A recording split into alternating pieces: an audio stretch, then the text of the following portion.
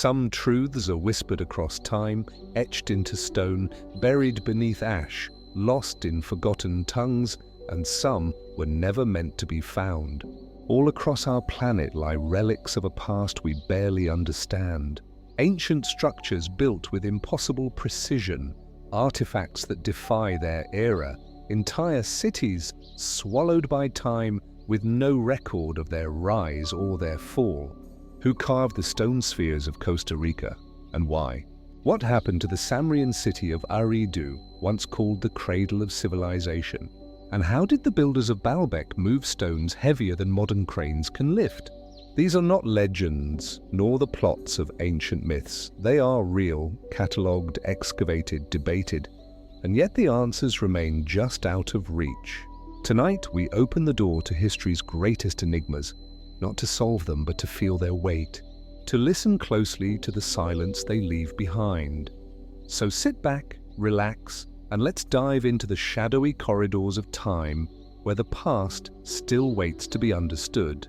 The heat rises in shimmering waves above the flat, arid plains of southern Mesopotamia. Today, this land between the Tigris and Euphrates rivers is a patchwork of desert and marsh. Its once thriving cities reduced to sand-swept ruins and eroded mounds. Yet thousands of years ago, it was the beating heart of the ancient world. And somewhere beneath this scorched and silent earth, the city of Akkad, once the capital of the world's first great empire, remains hidden. No one has ever found it. At its height, Akkad stood as the center of power, commerce, and innovation. Founded around 2334 BC by the legendary Sargon of Akkad, it gave birth to the Akkadian Empire, an unprecedented political force that stretched from the Persian Gulf to the Mediterranean Sea. Its influence shaped art, language, law, and military organization across the ancient Near East. Clay tablets speak of a city adorned with gleaming palaces, massive temples, and bustling markets. A city where scribes recorded laws in uniform and merchants traded lapis lazuli and cedar wood from distant lands. And yet, the ground has never yielded its remains. No definitive ruins, no towering ziggurat, not even a foundation stone carved with its name. For more than a century, archaeologists have searched, combing satellite imagery, analyzing ancient maps, excavating tell after tell. Akkad has simply vanished. How can a city so central to early civilization just disappear? Some suggest that its precise location has been masked by the shifting course of rivers. In antiquity, the Euphrates was known to wander, meandering, flooding, altering its bed by miles over centuries. Entire cities were left dry or drowned. Perhaps Akkad lies buried beneath silt or under a modern town unknowingly built atop its foundations. Some scholars point to a site near modern Baghdad, others closer to Samarra, or even further west toward Fallujah, but no evidence has confirmed these guesses. The name Akkad has yet to emerge from the earth. There are clues, but they're fragmentary. Inscriptions from rulers who claim to be king of Akkad give hints of the city's grandeur and political reach. Later, Mesopotamian texts like those from Babylon or Assyria refer to it in reverent, almost mythical terms, speaking of its rise and its mysterious fall. Yet, the more the records tell us about Akkad's legacy, the less they seem to reveal about its actual location. Then there is the question of its disappearance. Sargon's dynasty ruled for over a century with kings like Naram-Sin expanding the empire to its furthest limits. But then around 2054 BC, something changed. The empire fell. Akkad faded from power. Some blame internal rebellion. Others point to invasions by the Gutians, a people from the Zagros Mountains. But some texts suggest a far more dramatic cause. There is an ancient Sumerian lamentation, part poem, part historical record, that speaks of Akkad's downfall not as a political event, but a cosmic punishment. It describes the gods withdrawing their favor, rivers drying up, the earth cracking open, and winds carrying dust across the once fertile fields. Crops failed. Famine swept the land. Akkad was abandoned. Could it have been a climate catastrophe? Modern researchers think so. Around the time Akkad collapsed, there is evidence of a regional mega-drought. Core samples taken from ancient lake beds and soil deposits suggest that rainfall declined drastically across Mesopotamia and beyond. Agriculture, already dependent on fragile irrigation networks, would have failed. Starvation and migration would have followed. Entire cities might have been left to the wind and sand. And if the population fled, if buildings crumbled without repair, how long before a city disappears? Still, not everyone is satisfied with this explanation. Some fringe theories suggest that Akkad's disappearance was more than just environmental. They ask, why is there no trace of such an important city when lesser sites have been found and excavated in full? Why do later civilizations speak of it almost in mythical tones, as if it had passed into legend even by their time? A few propose that Akkad's disappearance reflects a deliberate erasure by enemies, by successors, or even by its own people. A city razed and forgotten not by accident, but by design. Others wander further into speculation, suggesting secret technologies, celestial curses, or a city swallowed by the earth itself. None of these ideas are widely accepted in academia. Yet, the absence of hard evidence leaves a space, however narrow, for wonder. Perhaps the real mystery isn't just where Akkad was, but how it could be so completely lost in the first place. In a region so thoroughly studied, where aerial drones and ground-penetrating radar scan for signs of walls and roads, how can the heart of the Akkadian Empire remain invisible? Is it waiting just beneath the surface, mistaken for another settlement, another layer? Or is it gone forever, reduced to clay dust, scattered across fields no longer farmed? For now, Akkad lives on in texts, in stories, and in the lingering silence of the land that once cradled it. A capital of a vanished empire. A name written in stone but never seen. What else lies hidden beneath our feet? What cities, what worlds have we yet to rediscover? And just as the dust settles over the lost echoes of Akkad, we journey east into the floodplains of the Indus River, where another ancient enigma awaits. A land of brick and water, of precise geometry and silent ruins. A civilization that thrived in harmony with its rivers until one day it didn't. This is the story of the Indus Valley civilization. The ruins appear suddenly flat, low-slung mounds scattered across the modern borders of Pakistan and northwest India. At first glance, they seem unassuming, but draw closer, and an extraordinary pattern reveals itself. Long avenues run straight and true. Homes are built to identical proportions aligned with the cardinal points. Beneath the streets, an intricate drainage system runs like arteries beneath the skin. In some areas, the sewers are covered, ventilated, engineered. Every brick is uniform, every angle deliberate. This wasn't just a collection of ancient villages. It was a planned urban world older than Rome, older than Athens, Mohenjo-daro, Harappa, D'Oliveira. Their names echo with the rhythm of time, but no one knows what they called themselves.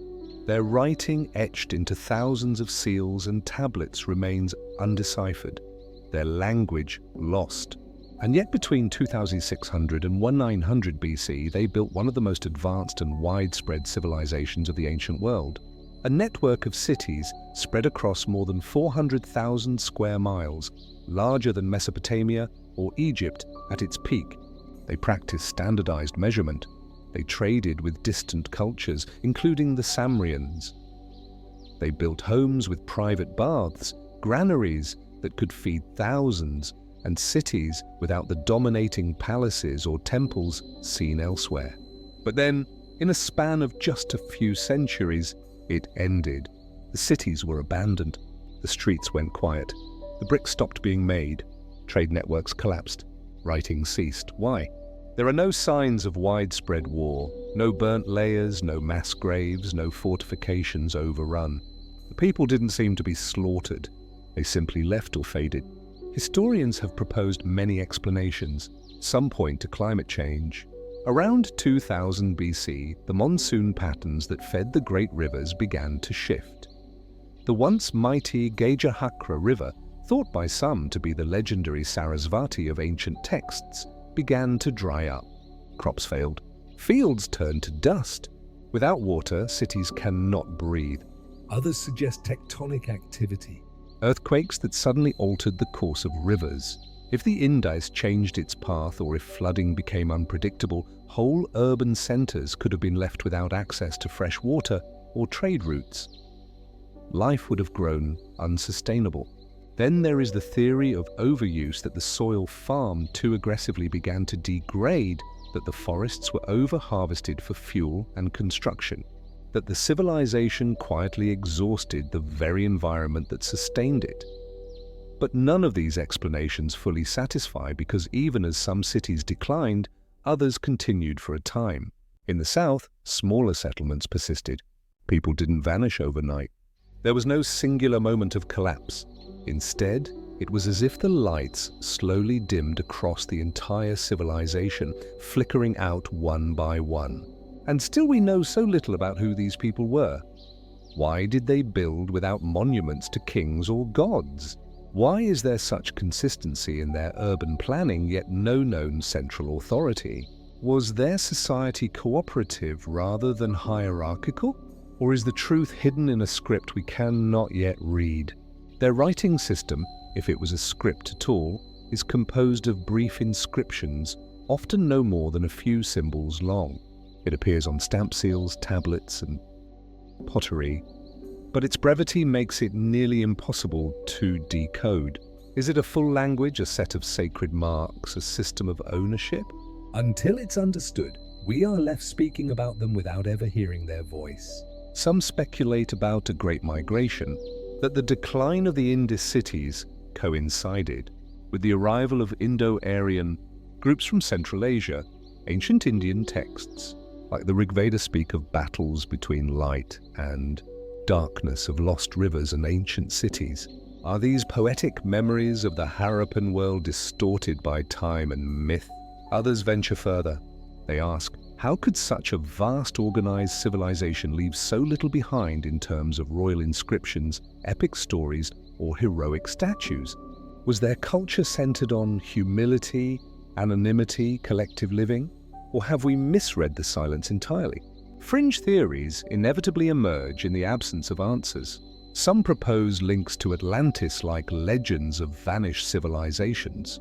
Others suggest advanced ancient technologies lost to time. A few point to the precision of the city layouts and ask, could the Indus people have inherited knowledge now forgotten? But none of these ideas hold weight without evidence. Still, the mystery endures. Perhaps the most haunting truth is this: the Indus Valley civilization lasted longer than almost any other ancient culture, nearly 700 years of stability, innovation, and cooperation. And yet, when it ended, it left behind no legend, no tale of its own fall, no voice, only ruins. What does it mean that we remember Sumer's kings, Egypt's pharaohs, and Greece's philosophers, but not the names of those who built Mohenjo-Daro? What wisdom did they carry that slipped through our fingers? What questions might their script answer if we could only read it? The Indus cities still sit quietly beneath layers of dust and earth. They are patient, undisturbed, waiting for the rains that once nourished them, or for someone to finally understand what they tried to say. And as the echoes of the Indus fade into silence, we move westward toward the rugged highlands of Anatolia, a land of stone and wind, where mountains loom over dry plateaus and forests whisper through the valleys. Here, among the hills of central Turkey, lie the weathered ruins of a forgotten capital. Its ancient gates, carved with lions and sphinxes, once opened to a world power. Today they lead only to broken walls and scattered stones. This is Hattusa, the lost heart of the Hittite Empire. More than 3,000 years ago, this city commanded one of the most powerful and enigmatic civilizations of the ancient Near East. The Hittites were masters of diplomacy and war. Their armies stood toe-to-toe with Egypt's greatest pharaohs. Their scribes wrote in cuneiform, preserving treaties and royal decrees in the cool darkness of clay tablets. Their reach extended from the Aegean Sea to the banks of the Euphrates. And then they vanished, not slowly, not quietly, but in a sharp and sudden collapse. By 1200 BC, the Hittite Empire had ceased to exist. Its capital was abandoned, its government dissolved. Its language, once spoken in royal courts and foreign embassies, fell into disuse for centuries. The Hittites were known only as a whisper in the Bible until modern archaeologists unearthed the truth that they had once ruled alongside the likes of Babylon and Egypt before being swept away by a storm. No one fully understands. What happened? The records tell us little. A few final tablets from Hattusa speak of hardship, of food shortages, of pleas for grain, of military losses. But then silence. The scribes stopped writing. The city stopped breathing. Archaeologists have uncovered layers of ash in outlying cities, evidence of burning, destruction. But Hattusa itself was not razed. It was simply left. The mainstream explanation is part of a larger pattern. Around 1200 BC, a wave of destruction rippled across the ancient world. This was the time of the so-called Late Bronze Age collapse, a sudden unraveling of great powers. Mycenaean Greece, Ugarit, the Kassite dynasty in Babylon, all fell. Cities were destroyed, trade routes broken, literacy declined. Even Egypt, though it survived, was scarred. Some blame the mysterious sea peoples, sea-born raiders who appeared seemingly out of nowhere, leaving devastation in their wake. Egyptian records depict them as fierce, unknown enemies. Could they have reached the Hittites as well? Possibly, but they remain unnamed in Hittite texts. We don't know where these invaders came from or what drove them. Famine, war, migration, and even if they played a role, could external raids alone bring down an empire as vast and sophisticated as the Hittites? Others point inward. Climatic records show signs of drought around this time. Tree rings and sediment cores suggest that Anatolia may have suffered years, perhaps decades, of failed harvests. A society built on complex agriculture and grain storage might have been pushed to its limits. Famine breeds unrest. Starvation breaks armies. Could ecological collapse have hollowed the empire from within? There's also evidence of shifting power structures, internal rebellions, rival factions, local governors growing independent. As central control weakened, peripheral cities may have stopped obeying the crown. Without unity, even the mightiest empire can crumble. And yet, the fall still feels too abrupt, too complete. The Hittites were not merely weakened, they were erased.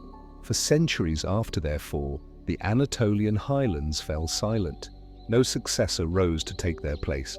No clear cultural continuity endured. Their archives were buried, their temples abandoned, their very name forgotten.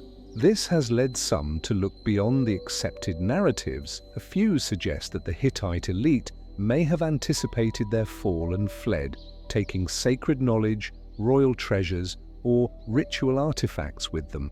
But to where? And why would they leave no record?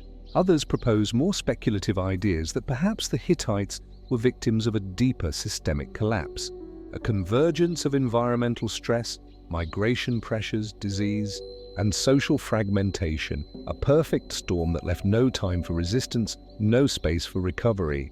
And there are those who ask, how did a civilization that engaged in sophisticated diplomacy, signing one of the earliest known peace treaties with Egypt after the Battle of Kadesh, disappear without even a recorded farewell? The Hittites left behind thousands of tablets, contracts, laws, correspondence, but not a single document explains their fall. And that silence perhaps is the loudest mystery of all. Today Hattusa stands frozen in stone. Its colossal gateways open onto landscapes where wheat no longer grows. Its temples are roofless. Its royal halls echo only with wind. But walk among its foundations and the magnitude of what once was becomes clear. Here a people forged empires, wrote laws, made peace with pharaohs, and then, like a candle in a storm, they went out. What force could extinguish a world so completely? What truths lie buried beneath the dust of Hattusa?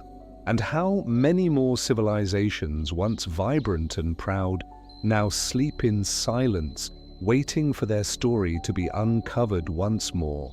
As the winds leave behind the stony silence of Hattusa, we turn south to the brilliant blue waters of the Iron Sea. Here, sunlight dances on waves that hide ancient secrets below.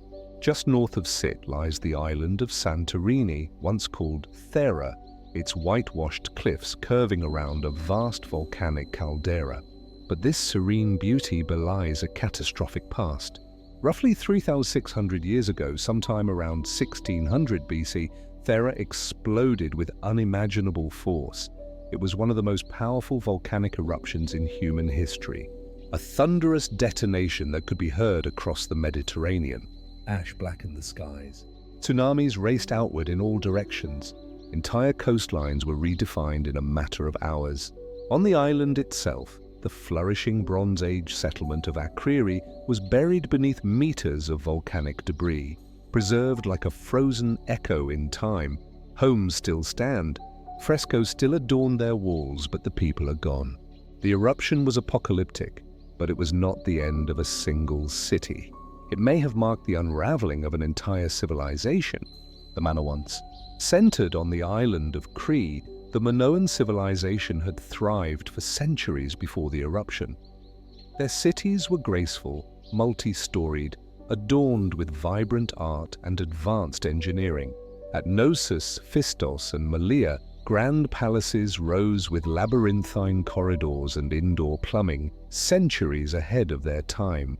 Their culture was deeply maritime, trading, exploring, weaving connections across the Iron and beyond. But sometime after the Thera eruption, they began to vanish. The palaces were abandoned. The writing known as Linear A fell silent. Their influence across the seas waned. By around 1100 BC, the Minoan world was gone, absorbed or replaced by the rise of Mycenaean Greece. What happened? It's easy to look to Thera for the answer. The eruption would have sent shockwaves through the Minoan heartland, literally and figuratively. Ashfall could have ruined crops. Earthquakes might have destabilized their cities, and the tsunami triggered by the blast could have decimated coastal settlements and wiped out fleets. For a civilization so deeply tied to the sea, such a blow may have been irrecoverable, but the timeline is not entirely clear. Some Minoan sites show continued occupation after the eruption. Knossos, for example, remained active for decades, even centuries. So if the eruption wasn't the immediate cause of their collapse, then what was? Some archaeologists suggest that the eruption was only the beginning, a destabilizing event that triggered deeper crises. Trade networks were interrupted, food supplies diminished. Political structures may have fractured under the strain, civil unrest or power struggles could have followed, gradually weakening the Manoans from within. Others point to external forces. Around the same time, the Mycenaeans, mainland Greeks with a more militaristic culture, began expanding their influence. There's evidence that they took control of Minoan sites, perhaps even seizing Knossos. Was there an invasion? A slow cultural takeover, or did the Manoans, already weakened, simply fall under the shadow of a rising power? Then there's the deeper enigma, the one that lingers beneath the surface of facts and theories. How could such a refined, complex, and seemingly peaceful civilization dissolve so quietly? There are no records of a great war, no final inscription or lamentation. Their art, rich in nature and ritual, offers no sign of cultural anxiety, no forewarning of doom. Their script remains undeciphered. Their myths are unknown. We can only infer their values from the traces they left behind. Images of dolphins, priestesses, bulls, and mountains. And yet, for all their beauty and sophistication, they left behind no voice. This silence has invited speculation. Some wonder if the Minoans left voluntarily, fleeing their crumbling world in ships, becoming seafarers who vanished into distant lands. leaving only fragments behind. Others ask if the Mycenaeans or even more shadowy forces erased Minoan identity to forge something new. And then there is the oldest theory of all, a legend whispered down through millennia. Plato spoke of Atlantis, an advanced island civilization blessed with knowledge and power that fell in a single day and night of catastrophe. Could the Minoans have been the seed of that myth? A real culture whose sudden collapse imprinted itself on the collective memory of the ancient world. There's no proof, only possibility. Still, the question remains. What do we make of a civilization that flourished for over 1,000 years, then receded from history without fanfare? Today you can walk the ruins of Knossos. You can see the reconstructed fresco, the prints of the leaves, the bulipas, the saffron gatherers. You can run your hand along stone walls built in an age before iron, before Homer, before Greece was Greece. But you cannot ask the Minoans who they were or why they left. They remain like the buried city of Akriri, beautifully preserved and completely silent. Was it the ash that ended them, or something else still hidden beneath the waves or buried beneath centuries of forgetting? Sometimes history leaves us not with answers but with silence, and in that silence, a deeper question always lingers. What else have we lost without even knowing it? As the smoke of Thera fades across the Aegean, we now cross an ocean and leap forward in time to another great city, another vanished power. Beneath the highland skies of central Mexico, cradled in a broad valley ringed by volcanic peaks, the remnants of a once mighty metropolis stretch silently across the land. Broad avenues, stepped pyramids, and vast plazas lie in perfect alignment, monumental, mathematical, and strangely devoid of personal memory. This is Teotihuacan, the city where men became gods. Long before the rise of the Aztec Empire, before even the Maya reached their peak, Teotihuacan was the beating heart of Mesoamerica. By 400 AD, it was the largest city in the Western Hemisphere, home to perhaps 100,000 people, possibly more. Its ceremonial center was dominated by the massive Pyramid of the Sun, flanked by the Pyramid of the Moon and the Temple of the Feathered Serpent. A central roadway, the Avenue of the Dead, stretched more than 2 miles in a straight, deliberate line.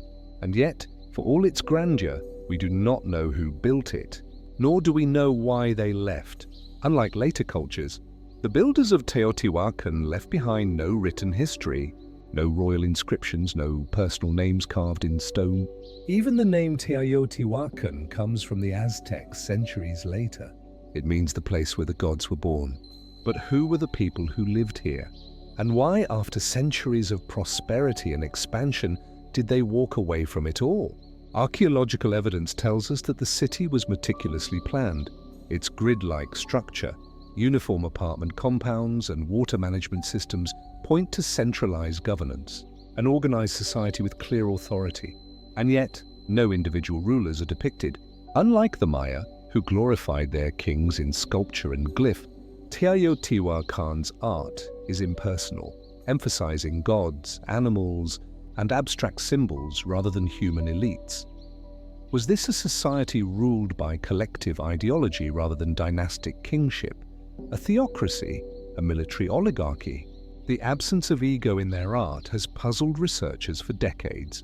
At its peak, Teotihuacan was not only politically dominant, it was economically and culturally influential. Its obsidian workshops produced tools and weapons traded across Mesoamerica. Its architecture and iconography spread far beyond the valley, even influencing distant Maya cities like Tikal and Copan. But sometime around 550 AD, something changed. Signs of fire and destruction appear in key areas of the city, particularly in the ceremonial and administrative sectors. Buildings were burned, statues smashed, temples desecrated, and then the city began to empty. Not all at once. The outskirts remained occupied for some time, but the center, the heart of Teotihuacan, fell silent. What happened? Some scholars point to internal uprising. The destruction seems targeted, focused on symbols of power and authority, perhaps a revolt from within, a rebellion by marginalized groups, or a civil breakdown after a succession crisis. Without names or written records, it's impossible to know who rose up or who fell. Others propose environmental stress, droughts, climate fluctuations, or soil depletion could have undermined the city's food supply. Recent studies of lakebed sediments suggest periods of aridity during this era. Could ecological strain have pushed a tightly packed urban population past its limits? There are also signs of external pressure. Some researchers suspect warfare played a role either from rival powers or migrating peoples. A shifting trade network may have undercut Teotihuacan's economic base, or perhaps other rising cultures like those in the Gulf Coast or Waka challenged its authority and catalyzed its decline. But none of these explanations fully account for the scale or the symbolism of the destruction. Why burn the temples? Why erase the gods? And why abandon a city of such scale and importance rather than rebuild or resettle it? In the vacuum left behind, new powers emerged. The Toltecs, the Mixtecs, the Aztecs. Each one looked back toward Teotihuacan as a place of origin, a cradle of civilization, a sacred city built by giants or deities. The Aztecs, when they discovered its ruins, believed it was the birthplace of the fifth sun, the very beginning of time. Was this merely myth? Or did the memory of Teotihuacan survive in fragmented stories passed down by those who once lived in its shadow? Some fringe theories go further. They point to the mathematical precision of its layout, its alignment with celestial bodies, its repeated use of sacred numbers and geometry. They ask whether the builders possessed astronomical knowledge still not fully understood. Others speculate about unknown migrations, lost cultures, even contacts with distant civilizations. But the evidence remains inconclusive. The answer's always just out of reach. What remains is the city itself. Teotihuacan still stands. Its pyramids rise against the sky. Its murals, though faded, still pulse with color, depicting jaguars, serpents, and abstract deities whose names we'll never know. Walk the avenue of the dead, and you walk a path once trodden by tens of thousands. A people who built a world from stone and silence, and then chose to leave it behind. We do not know what they feared. We do not know what they hoped. Was Teotihuacan destroyed in violence or quietly surrendered to time? Was it the end of a civilization or the beginning of a story we have yet to understand? Even now, beneath the soil, new chambers are being discovered. Long sealed tunnels, hidden offerings, untouched tombs, whispers of a people who vanished without a final word. And so the question remains, what was Teotihuacan? And why did its people walk away from the city where gods were once born? And as the ancient stones of Teotihuacan fade into the mists of time, we shift our gaze toward a very different stage, a palace bathed in heat and opulence. Standing along the banks of the Euphrates River, the year is 323 BC. The place is Babylon. Within its gilded halls, under vaulted ceilings and flickering oil lamps, the most powerful man in the known world lies motionless, feverish, weak, surrounded by generals, physicians, and priests. Yet beyond the reach of all of them, his name was Alexander, and his death would echo louder than any of his victories. He had conquered from Greece to Egypt, from the Levant to the edge of India. Undefeated in battle, revered by his troops, feared by his enemies, he had toppled the Persian Empire, spread Hellenistic culture across 3 continents, and dreamed of uniting East and West into a single vast civilization. But at the height of his power, just shy of his 33rd birthday, he fell ill. It began with a sudden fever, then chills, pain. Over the course of 12 days, his condition worsened, his speech slowed, his limbs failed. By the end, he could no longer move or speak. And then he was gone. No wound, no clear disease, no obvious enemy. How could a man of such vigor and strength, celebrated as semi-divine, as a living god by some, die so abruptly and so young? Ancient historians tried to answer this question, but their accounts vary. Some suggest that Alexander succumbed to a sudden illness, perhaps typhoid fever, malaria, or a parasitic infection picked up during his long campaigns. Others mention complications from past injuries, excessive drinking, or emotional stress. In an age without modern medicine, any of these might have been fatal. And yet the story doesn't end there, because the circumstances surrounding his death raise deeper questions. According to several sources, Alexander's body showed no sign of decay for days after his passing. In the ancient world, such a phenomenon was seen as a divine sign, an indication of godhood. But to modern minds, it adds another layer of mystery. Was he truly dead? Or had he slipped into a deep coma, mistaken for death in a time without advanced diagnostics? If so, was he buried alive? Others have asked whether his death was natural at all. His inner circle, known as the Diadochi, were ambitious, powerful men. They knew that Alexander had not named a clear successor. With no legitimate heir to the empire, a vacuum would follow, and with it opportunity. Was it coincidence that Alexander's final illness came after a lavish banquet? That it progressed rapidly, with symptoms described by some as consistent with poison? And if so, who would have had the motive? Some theories point to Antipater, a powerful regent in Macedonia, whose son Cassander would later become king. Others speculate about generals like Tami or Seleucus, men who carved empires out of Alexander's legacy. Even Aristotle, Alexander's former tutor, was rumored in ancient times to have been involved. Yet if it was poison, it must have been a rare and slow-acting kind. Ancient poisons typically acted quickly. To stretch symptoms over 12 days would have required advanced knowledge, perhaps even a substance now lost to time. Then there is the mystery of his burial. After his death, Alexander's body was placed in a golden sarcophagus, then a gold casket, and transported out of Babylon. But where it ended up is still unknown. Initially, it was meant to be sent back to Macedonia to his mother, Olympias, but Ptolemy intercepted the funeral procession and brought the body to Egypt, where Alexander had declared himself son of Zeus, Ammon, and founded the city that bore his name. There in Alexandria, the tomb became a place of pilgrimage. Roman emperors visited it. Julius Caesar wept at its side. Augustus laid flowers upon it, but sometime in late antiquity it vanished. Earthquakes, religious upheaval, and time itself may have buried it beneath the shifting streets of the modern city. Despite numerous excavations, the tomb of Alexander the Great remains lost. Could it still be hidden somewhere under Alexandria's dense and chaotic sprawl? Could the body that inspired legends, united nations, and changed the course of history still lie undisturbed? Or was it destroyed, forgotten, erased intentionally? The death of Alexander did more than end a life. It shattered a world. His empire, so recently forged, fractured within days. Generals became kings. Wars erupted. His wife and son were murdered.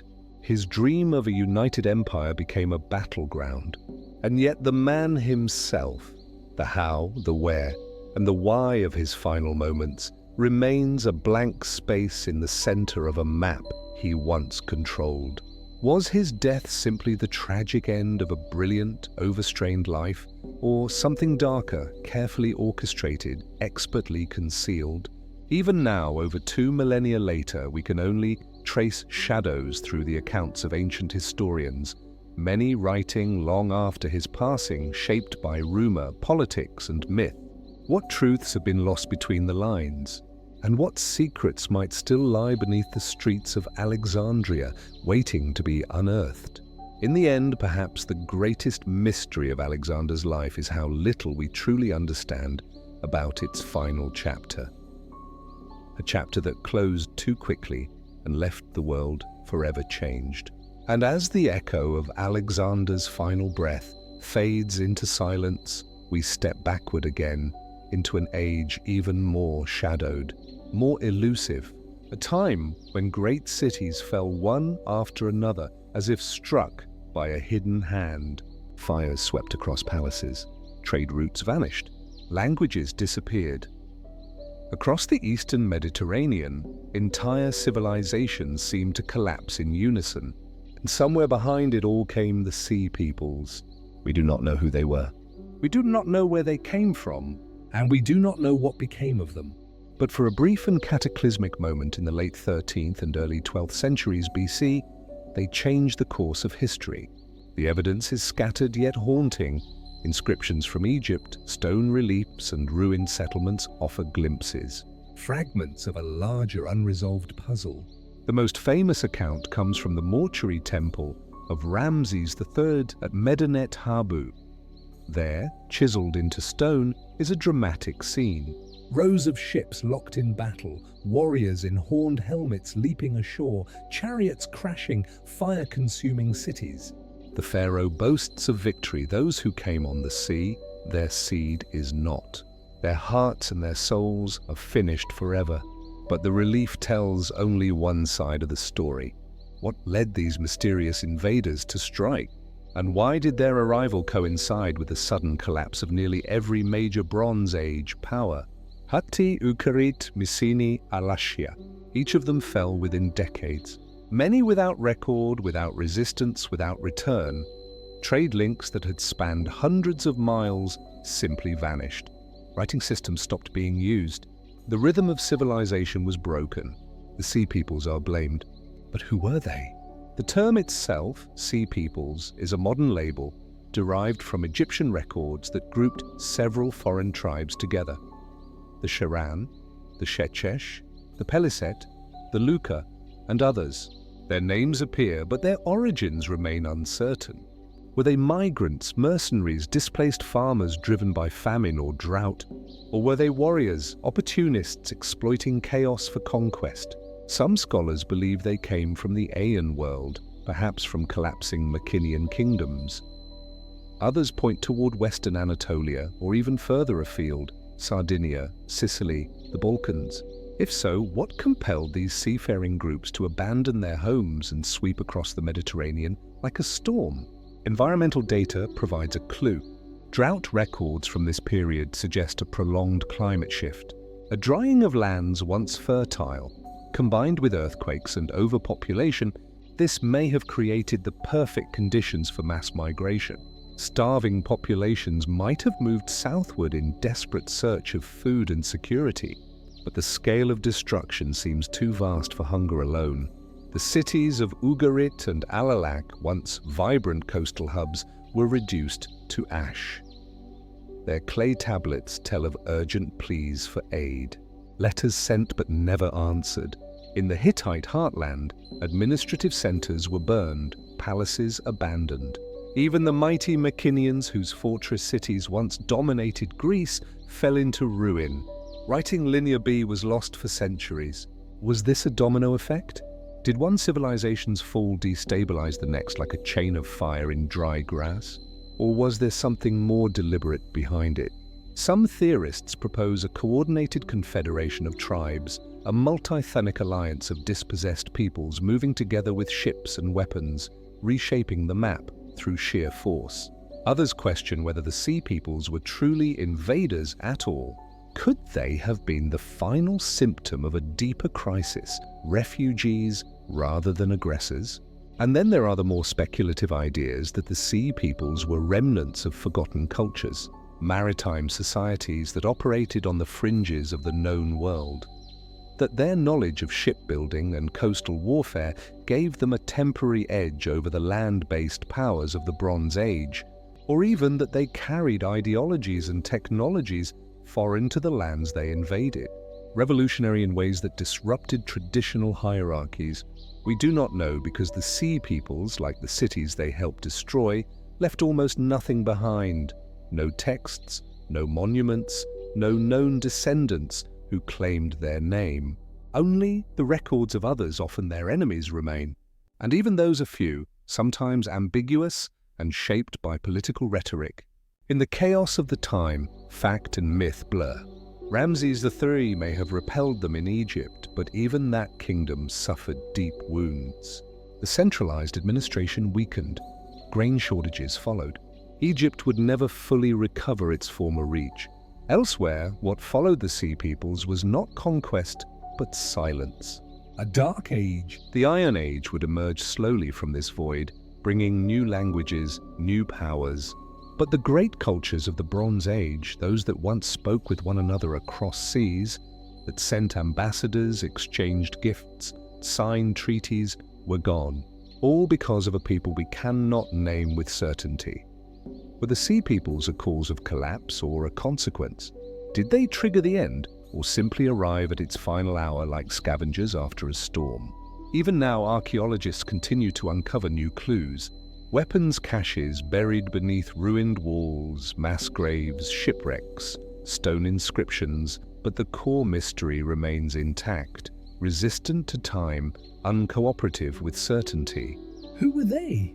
And what would it mean if their story, still untold, was a mirror of our own fragility? Civilization, after all, is a delicate thing, and sometimes all it takes is a ripple from the sea. The memory of the Sea Peoples drifts like smoke across a blackened shoreline, but their story is just one thread in a much wider unraveling. Across the eastern Mediterranean, from the Greek mainland to the hills of Canaan, from the Hittite heartland of Anatolia to the delta of the Nile, the ancient world was crumbling. Not in a single day or in one fateful year, but over the course of a single turbulent century. Between 1200 and 1100 BC, the civilizations that had defined the Bronze Age fell one after another, like stars extinguished in a night sky. It is one of the greatest collapses in human history, and to this day, no one fully understands why. Imagine walking through the ruins of Mycenae, once a fortified citadel of kings, now silent stone walls overgrown with dry grass. Picture Ugarit, a thriving port city on the Syrian coast, its last letters buried in a layer of ash. Hear the echoes in the shattered temples of Hattusa, the royal libraries of Alalak, the broken palaces of Cyprus and Crete. Across the region, cities burned, languages vanished, trade routes disappeared, writing systems were forgotten. And then came the silence. The Bronze Age had been a time of connection. It was an age of diplomacy and exchange of fragile but far-reaching stability. The kingdoms of the Near East corresponded with each other through carefully scripted letters, uniform tablets bearing messages of alliance, marriage, and trade, copper from Cyprus, tin from Anatolia, cedar from Lebanon, lapis lazuli from Afghanistan. Ships carried goods and ideas across the sea. Scribes recorded them. Armies defended them. Gods were invoked to protect them. But this interconnected world was also vulnerable. What happens when the foundation cracks? Mainstream historians offer a series of plausible explanations, none of them complete on their own. One is climate change. Droughts confirmed by pollen samples and sediment data may have reduced agricultural output across the region. Without food, even the greatest cities could not survive. Another factor is seismic activity. Earthquakes were common in the Iron and Anatolia. A chain of natural disasters, floods, quakes, crop failures could have thrown entire systems into chaos. There is also the collapse of trade itself. The economies of the late Bronze Age were deeply interconnected. If one region faltered, say if tin shipments ceased or grain supplies ran dry, it could trigger a cascade of disruptions. A city-state dependent on foreign imports might be forced to raid its neighbors or fall to famine. Internal unrest, too, seems likely. Evidence suggests that some palace centers were destroyed not from the outside, but from within. Perhaps local populations revolted against the elite systems that had dominated for centuries. Displaced peoples, disillusioned soldiers, or starving farmers may have taken up arms against those in power. And then there are the migrations. The movement of people on a massive scale, displaced, desperate, and armed, could have further destabilized the region. The so-called Sea Peoples may have been part of this, but they were likely only one facet of a broader wave of instability.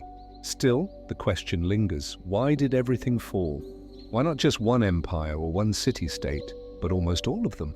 Hatti, Mycenae, Ugarit, Alashia, the Kassites in Babylon, the Mitanni, even Egypt, though it survived, never truly recovered. For centuries afterward, the region entered a period of decline. Literacy waned, monumental architectures ceased, cities shrank or disappeared. The complex world of the Bronze Age gave way to a more fragmented, localized landscape. Some scholars suggest we think of it not as a singular collapse, but as a systems failure, an intricate web of political, economic, social, and environmental stresses all pulling at each other until the entire structure fell apart. A civilization too complex to adapt, but others see shadows beyond the data. There are whispers of long-forgotten technologies, of knowledge lost with the palaces that held it. Some have speculated that key metallurgical techniques, advanced ship-building methods, or early scientific understandings may have vanished in the fires. That the sudden retreat from bronze and the rise of iron tools was not an innovation, but a necessity, a step backward from a knowledge that was lost. And then there are those who ask if we're missing the central cause altogether, that the clues lie in gaps too wide to bridge with pottery shards or inscriptions, that something remains buried beneath ash and time, an unknown factor that has yet to be uncovered. Whatever the truth, the aftermath was profound. In the centuries following the collapse, new cultures began to rise. The Phoenicians, the Israelites, the early Greeks. They built atop the ruins, inherited fragments of the old world, and carried forward new ideas. But the great powers of the late Bronze Age, those who traded with each other as equals, who saw the world as one vast shared system, never returned. The collapse reshaped history. It ended one world and began another. But the transition remains mysterious. Was it a convergence of natural disasters? A revolution of the poor? A chain reaction sparked by unseen hands? Or something else? Something we've yet to understand? Even now, archaeologists and historians piece together the puzzle. New excavations, advances in climate science, and comparative studies continue to shed light, but the full picture remains elusive. A global system broke. A golden age ended. And in its place, silence, ruins, and questions that have lasted for more than 3,000 years. What, we must wonder, could cause our own world to stumble in such a way? And would we even recognize it before it was too late? And as the dust of the Bronze Age settles over the fractured empires and forgotten cities, we move toward one of the most enduring and debated mysteries of the ancient world. Not a collapsed palace or a vanished tomb, but a story written in fire and fear, in freedom and divine wrath. A story told across millennia, but never fully proven. The Exodus, it begins in Egypt, the land of the Nile, of granite temples and sun gods of precision and permanence. For centuries, pharaohs ruled this kingdom with near divine authority. And yet within the pages of the Hebrew Bible, a very different image emerges. A people enslaved, a ruler hardened, and a series of plagues so devastating they brought the most powerful empire in the world to its knees. The narrative is gripping. A Hebrew child raised in the palace flees into exile only to return as the chosen voice of a god. A prophet who demands freedom for his people. A pharaoh who refuses. Rivers run with blood. Darkness covers the land. The firstborn die. And in the chaos that follows, the Israelites flee, walking out of bondage under cover of night, crossing the wilderness toward a promised land. But where does history end and myth begin? Despite its cultural and religious significance, the Exodus remains one of the most enigmatic events in the ancient record. No Egyptian texts mention the plagues. No royal archives describe the escape of a massive labor force. No monuments mourn the drowning of an army in the sea. And yet echoes linger. Some scholars suggest that if the Exodus occurred, it must have left behind some trace something quieter, subtler than scripture. Could it be found in the sudden shifts in population along the Nile Delta, or in the mysterious expulsion of the Hyksos, a Semitic people who ruled parts of Egypt for nearly a century before being forced out around 1550 BC? The parallels are tempting. Like the Israelites, the Hyksos were foreigners. Like the Israelites, they departed in large numbers under pressure. But the Hyksos were rulers, not slaves. Their departure was military defeat, not divine deliverance. Still, for some, the memory of their fall may have influenced later oral traditions, distorted by time into something more symbolic, more moral. Others look to the natural world for answers. Could the plagues have been real, but caused by environmental disaster? A red tide turning the Nile blood-like? Frogs fleeing the dying riverbanks? Insects, disease, darkness, all plausible in a region prone to both drought and flood. Volcanic eruptions like the massive Thera eruption around 1600 BC may have created atmospheric conditions that align eerily with the biblical account. And then there's the question of the sea. The Bible speaks of parted waters, of walls of ocean held back by wind, of a path through chaos, a miracle. But scholars have long debated what body of water this might refer to. The Red Sea, the smaller, marshy Reed Sea. Some even suggest tidal phenomena or seismic activity could have briefly exposed a crossing point only to flood it again, swallowing the pursuing army. Could a natural event be the root of a supernatural story? Still, the heart of the mystery is not the science, but the silence. Why does Egyptian history, so careful in its record-keeping, say nothing of such a dramatic event? Some argue it was intentional, that the Egyptians would never preserve a tale of divine defeat. That shame, not oversight, buried the event. Others suggest the Israelites at the time were too few, too insignificant to appear in state records, or that the story of the Exodus is not one single historical moment, but a woven memory, a collective echo of multiple migrations, exiles, and returns. We do know that a people called Israel appear in Egyptian records as early as the 13th century BC. The MPA Stele, dated around 1208 BC, names Israel as a people already present in Canaan. Not a city, not a kingdom, but a distinct group. By then, the Exodus, if historical, must have already occurred. But if so, where are the footprints? The Sinai Desert is vast, harsh, reluctant to preserve what isn't carved in stone. Archaeological evidence for a mass migration of hundreds of thousands has not been found. No campsites, no inscriptions, no discarded tools. Could it be that the journey was smaller, slower? That the numbers in the biblical text are symbolic, not statistical? The debate continues among theologians, archaeologists, historians. Some see the Exodus as pure myth, a tale crafted for spiritual identity. Others see it as a memory obscured by time but rooted in real events. Still others suggest that the question itself may be flawed, that truth and tradition are not always at odds, that history is not only what is written in stone, but also what is remembered in story. And in the end, the Exodus remains a threshold between the known and the unknowable. A journey half remembered, half revealed. A people walking out of bondage into legend? Was it a historical exodus, a metaphor for spiritual transformation, or both?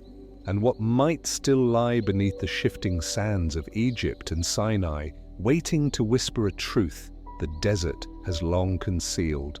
As the dust of the Exodus settles into sacred memory, we return to the crumbling thresholds of the Aegean, where another ancient world unraveled quietly and completely. Beneath the sun-bleached hills of mainland Greece, scattered among olive groves and stony ridges, lie the ruins of once mighty fortresses. Towering walls of massive stones, so immense the ancients said only giants could have placed them, still stand at Myene, Tiran, and Pios. Cyclopean walls they're called. And behind them once lived the kings of the Mycenaean world, the rulers who, in later Greek tradition, became legends. Agamemnon Nestor Menaus, And yet sometime around 1200 BC, this civilization collapsed, not in myth, but in silence. The palaces were abandoned. The administrative centers ceased to function. The richly decorated tombs no longer held kings, only dust. Linear B, the script they used for record-keeping, vanished along with the bureaucratic order it upheld. Writing itself disappeared from Greece for nearly 400 years. Why?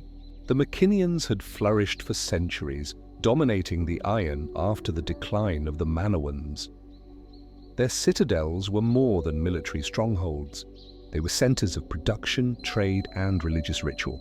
They imported tin and gold, exported olive oil and pottery, maintained long-distance connections across the Mediterranean. They were not isolated. They were part of the late Bronze Age network tied to Egypt, to Hadi, to Canaan. And like so many of those great powers, they fell. The signs of decline are unmistakable. Around 1190 BC, the Palace of Pios was destroyed by fire. Myene too suffered destruction. Its grand megaron, the central hall of its ruler, reduced to rubble. Other sites were abandoned altogether or slowly depopulated. The pottery styles changed. The architecture grew simpler, the economic system fractured, and the script, the meticulous accounting of the palace economy, with its tallies of livestock and grain, disappeared. Greece entered what historians call the Greek Dark Age. So what happened? There is no single answer. Instead, there is a cluster of possibilities, each one a piece of a puzzle with too many missing corners. One theory points to warfare. There is archaeological evidence of conflict. Burn layers, weapons, hastily built walls. Some citadels may have fought each other. Others may have faced external threats. Could the Sea Peoples have reached the Greek mainland? If so, did they invade? Or were the Mycenaeans themselves part of this great maritime movement? Another theory looks inward. The Mycenaean economy was highly centralized.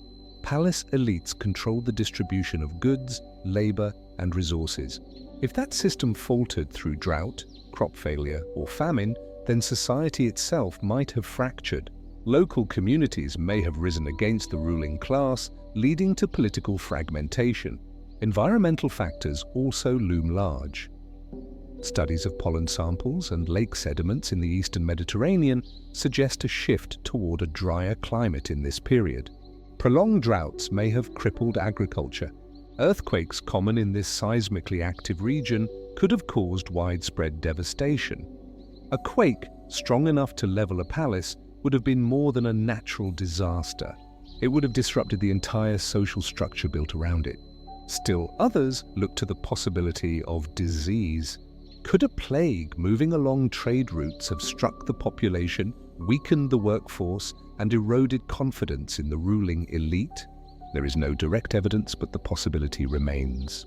And then there are the more speculative voices. Some suggest the Mycenaeans may have pushed too far, expanded too ambitiously, fought too many wars, drained their own strength. Others wonder about lost migrations, unknown invaders, or even forgotten technologies that once gave them dominance but could not be sustained. A few have tried to tie the decline to astronomical events, solar flares, comets, or celestial omens that destabilized belief systems. But the evidence resists simple answers, because the Mycenaean collapse was not a single event. It was a slow unraveling, spread across decades, uneven and complex. Some regions fell into ruin quickly, others lingered for generations. In some places, life went on simpler, poorer, more localized. In others, the silence was total, and curiously, the memory of this world survived, but only through myth. Centuries later, Greek poets would sing of golden ages, of great kings and heroic wars. The tales of Homer, the Iliad, the Odyssey, may preserve distant echoes of the Mycenaean world. The palaces of Troy and Mycenae, the ships of Achaean warriors, the names of heroes. Was the Trojan War itself a distorted memory of this very collapse? A final act before the curtain fell? We may never know. What we do know is this: a sophisticated, literate, far-reaching civilization. Builders of fortresses, organizers of armies, engineers of roads and drainage systems disappeared. And from its ruins, centuries later, rose a different Greece, the Greece of city-states, of philosophers, of democracy and drama. But before that came the darkness. Why did the Mycenaeans fall? What did they leave behind that we have yet to find? And how many of our own foundations rest on stories that were once stone? In the hills of Greece, these seekers still sing over broken walls. And somewhere beneath the soil, the last words of the Mycenaeans may still be waiting. Patient, undeciphered, unseen. As the echoes of Minian kings fade into myth and memory, we return to the Near East, where another silence more spiritual than material continues to puzzle historians. Theologians and seekers alike, a disappearance not of monuments, but of people. A scattering, a vanishing act, carried out not in the shadows, but recorded in plain sight. This is the mystery of the 10 lost tribes of Israel. It begins in the northern highlands of ancient Canaan, among olive trees and terrace hillsides where a kingdom once thrived. The kingdom of Israel, separate from its southern neighbor Judah, was home to 10 of the original 12 tribes said to descend from the sons of Jacob: Reuben, Simeon, Dan, Naphtali, Gad, Asher, Issachar, Zebulun, Ephraim, and Manasseh. They built cities, worshipped in sanctuaries at Dan and Bethel, raised flocks and cultivated vineyards. Prophets warned of judgment. Kings ruled in succession. And then in the 8th century BC, everything changed. In 722 BC, the Assyrian Empire swept through the region. Powerful, efficient, and brutal, the Assyrians captured the capital city of Samaria after a prolonged siege. According to both biblical records and Assyrian annals, the northern kingdom was crushed. Its elites were exiled, its people deported, the land repopulated with foreign settlers, and the 10 tribes of Israel vanished from history. The Assyrian strategy was clear: relocate conquered peoples to prevent rebellion and dissolve cultural identity. And so the Israelites were said to have been carried away to regions beyond the Euphrates, Hala, Habore, and the cities of the Medes. Beyond this, however, no definitive trace remains. No returning caravans, no known descendants, no ancient letters reaching home. What became of them? The Bible itself offers little closure. Later books such as 2nd Esdras speak of the tribes wandering to a distant land where never mankind dwelt, a poetic image perhaps of spiritual exile. Jewish tradition over centuries speculated that they lived beyond some river hidden until a messianic return. But history leaves only footprints, and here the ground is dry. Some scholars argue the answer may be simpler than the myth suggests, that the deported tribes were absorbed into the cultures they were exiled to, intermarried, assimilated, forgotten. In this view, the disappearance is not so much a vanishing as a dilution, a fading away of distinct tribal identity under the weight of empire and time. But others are not so sure. From the Middle Ages to modern times, countless groups have claimed or have been claimed as the descendants of the lost tribes.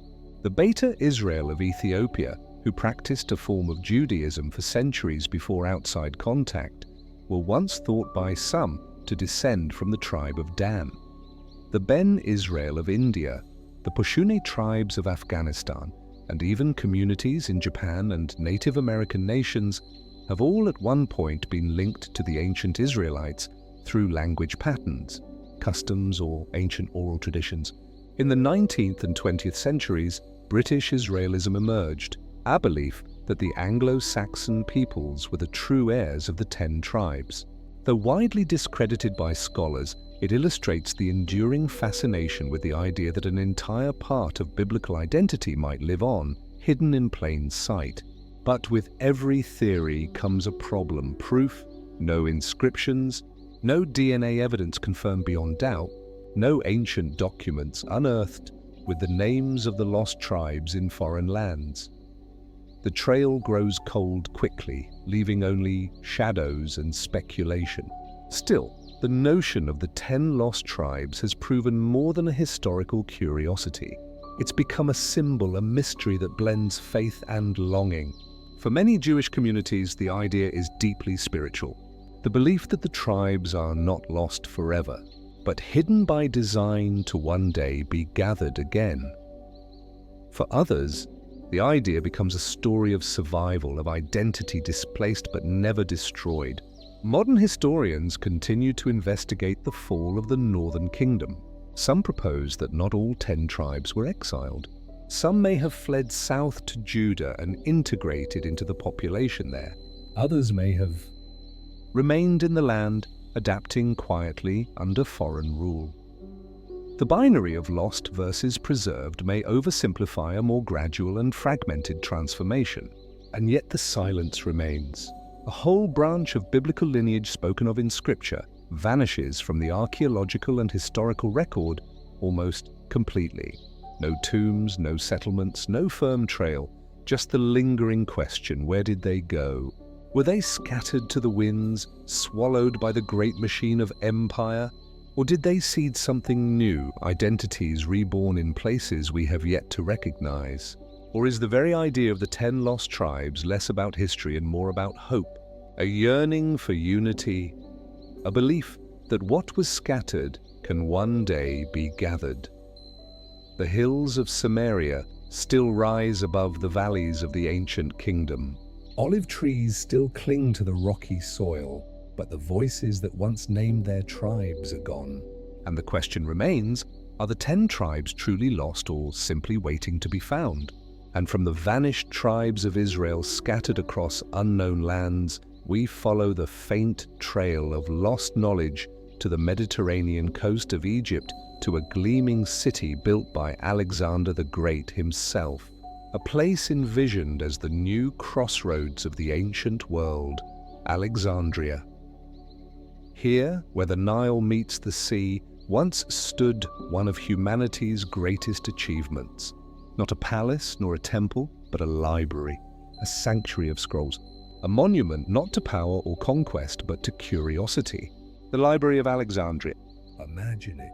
Colonnaded halls of marble, sunlight slanting through lattice windows, scribes moving silently between shelves of papyrus and parchment, the air thick with the scent of ink and sea salt.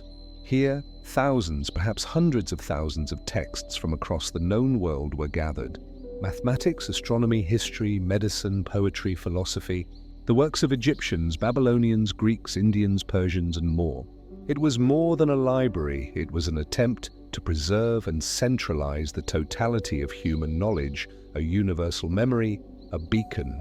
And then at some point it was gone. Its shelves turned to ash, its knowledge lost to time, and no one can say for certain how or when. The destruction of the Library of Alexandria is often spoken of as a singular catastrophic event, a fire, a battle, a villain. But the truth is far more elusive. Was it one act of destruction or many, spread across centuries? Some point to Julius Caesar. In 48 BC, during a civil war in Egypt, Caesar found himself besieged in Alexandria. To secure his position, he ordered the burning of the Egyptian fleet in the harbor. The flames reportedly spread into the city and may have reached the library or one of its affiliated storage centers. If so, this would have been the first blow, not a final one. But others suggest the main library had already declined by then and that Caesar's fire struck only part of the collection. Later, Roman historians disagree on how much was lost. Some say it was minor. Others claim tens of thousands of scrolls were consumed. Then there's the account of Theophilos, the patriarch of Alexandria, and the destruction of pagan temples under Christian rule in the late 4th century A. In this version, the library, or what remained of it, was deemed heretical, associated with ancient gods and forbidden texts. One such location was the Serapeum, a temple to Serapis that housed scrolls in its own annex. It was destroyed under imperial orders, and whatever knowledge remained may have perished with it. A century later, the Muslim conquest of Egypt brought new rulers to Alexandria. In the 7th century, an anecdote, possibly apocryphal, claims that Caliph Umar, when asked what to do with the library's books, replied, "If what they contain agrees with the Quran, they are superfluous. If they disagree, they are heretical." And so the story goes, the books were burned. But this account appears centuries after the fact. Most modern historians doubt its authenticity. It may reflect more about later cultural tensions than actual events. So what truly happened?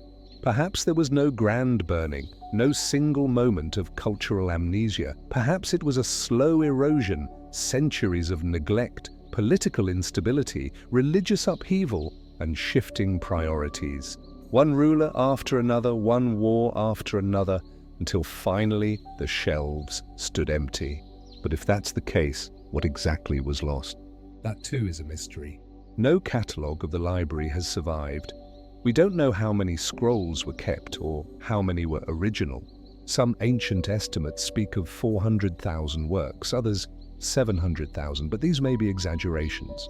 We do know that the library employed scholars from across the known world, that it sponsored translations, debates, and original research, that it preserved works that have otherwise vanished. Imagine what may have been inside. Lost plays of Euripides, unknown dialogues of Plato, the complete works of Aristotle, Babylonian star charts, Egyptian medical treatises, Indian mathematical texts centuries ahead of their time, perhaps even histories of now forgotten civilizations. Some speculate the library may have held records of Atlantis or even earlier mythical histories, if such things ever existed. Others believe that advanced understandings of the human body or the cosmos were wiped away with the scrolls. We cannot know. All we have are fragments, quotes in later works, references in letters, glimpses through secondary sources. A line here, a title there, echoes. And so the Library of Alexandria becomes more than a place. It becomes a symbol of what we once knew and what we've forgotten, of what it means to gather knowledge and how easily it can be lost. Was its destruction the result of war, ideology, neglect, or something more deliberate? Was it burned to erase dangerous knowledge or simply lost in the chaos of empire? And if a collection like this could disappear once, could it again? Today, as we rebuild digital libraries and preserve information in the cloud, the fate of Alexandria reminds us how fragile knowledge can be. That even the brightest flame of wisdom can be snuffed out, not with a single fire, but with a long, quiet fading. Somewhere beneath the modern streets of Alexandria, perhaps a scroll still lies buried in the earth, unread, waiting, and we are left to wonder what truths once rested between those vanished pages, and how much of our own future depends on what we choose to preserve.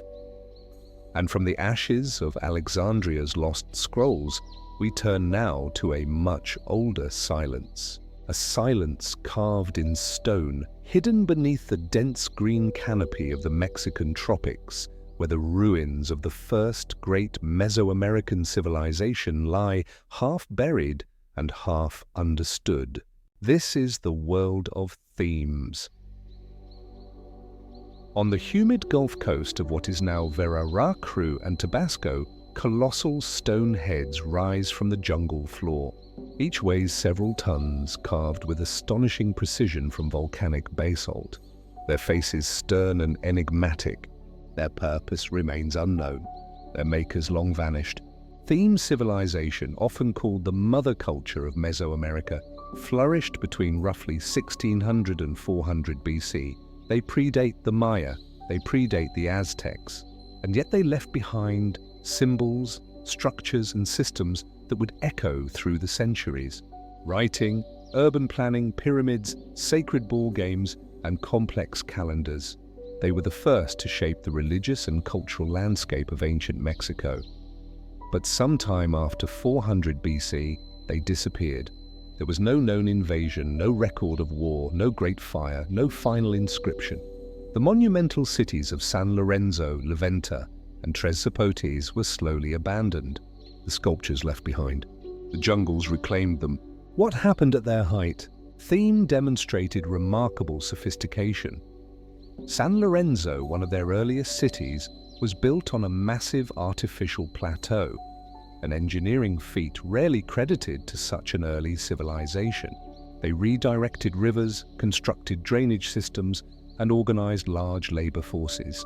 Later at Levanta, they built pyramid-like mounds aligned with celestial bodies. They carved not just heads, but thrones, steely and symbolic altars, often with recurring motifs of jaguars, serpents and deities that suggest a rich, complex cosmology. Their art is enigmatic, baby-faced figurines, creatures with human and animal features, symbols that may have been the earliest writing system in the Americas. Some glyphs hint at phonetic sounds, perhaps even names or stories, but no Rosetta Stone has been found. Their language, if it survives at all, remains undeciphered. And then, just as their influence seemed poised to expand, it ended. Scholars have proposed several explanations.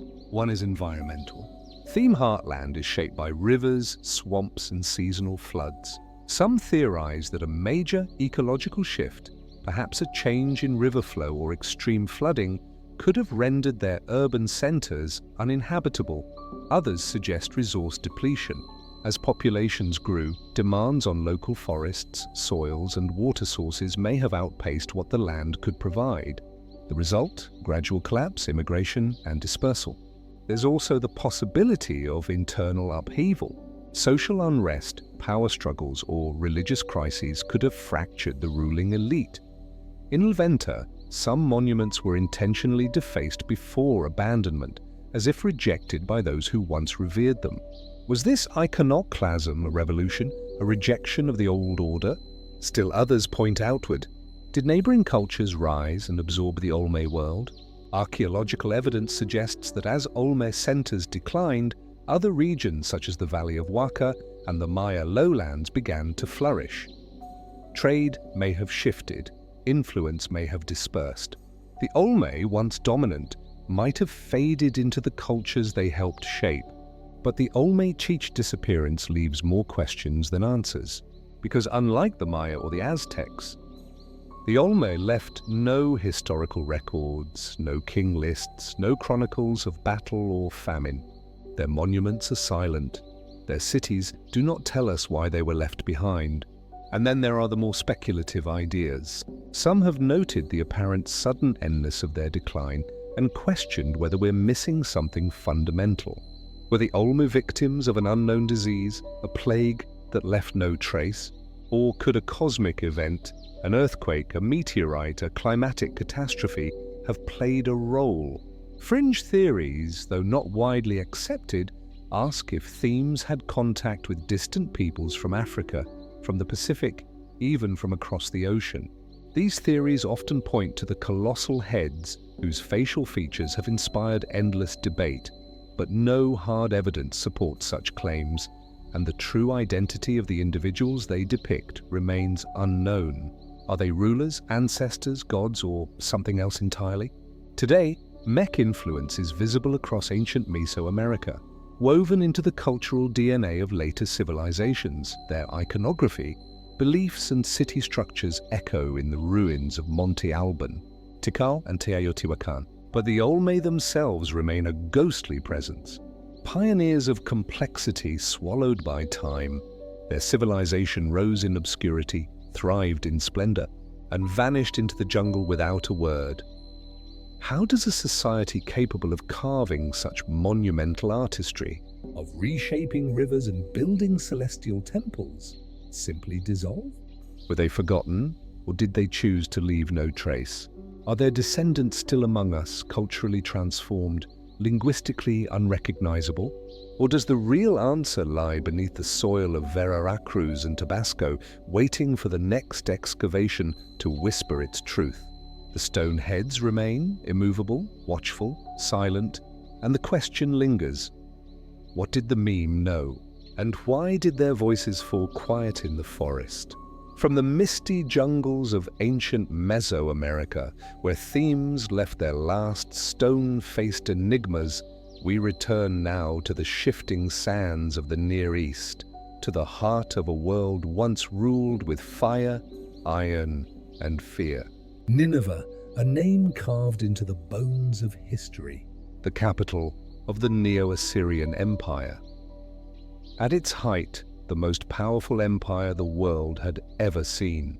Towering walls surrounded the city, rising more than 30 meters high and stretching for miles. Inside, palaces gleamed with alabaster reliefs.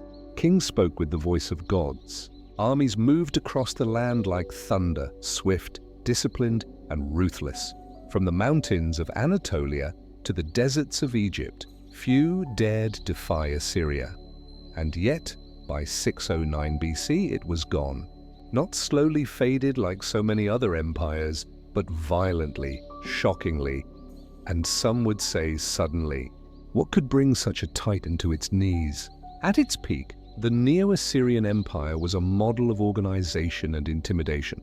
Its rulers, Tiglath-Pileser III, Sargon II, Sennacherib, Ashurbanipal, perfected the machinery of imperial control. They built roads and postal systems, established standing armies, and used psychological warfare with chilling efficiency. They exiled populations, imposed tributes, and erected monuments boasting of victory and vengeance. But beneath the surface of that power, something was shifting. The death of Ashurbanipal around 627 BC marked the beginning of a sharp and irreversible decline. He had been one of Assyria's most ambitious kings, cultured and cruel in equal measure. Under his rule, the empire reached its maximum extent. He created the famed library of Ashurbanipal, amassing thousands of tablets, literature, omens, histories, preserving knowledge from Sumer, Akkad, and Babylonia. And yet, within just 2 decades of his death, the empire shattered. How? Historians cite several factors. Internal strife was one. The succession after Ashurbanipal was unclear. Civil wars erupted. Generals turned against each other. Regional governors grew bolder, defying the crown. Administrative systems buckled under the weight of competing loyalties. But that's only part of the story. Externally, Assyria's enemies, long suppressed, began to close in. The Babylonians, led by Nabopolassar, rose in revolt. The Mez, a tribal confederation from the Iranian plateau, allied with them. The Scythians, fierce nomadic warriors from the steppes, launched their own incursions. One by one, Assyria's great cities fell. By 612 BC, even Nineveh, Assyria's proud capital, was under siege.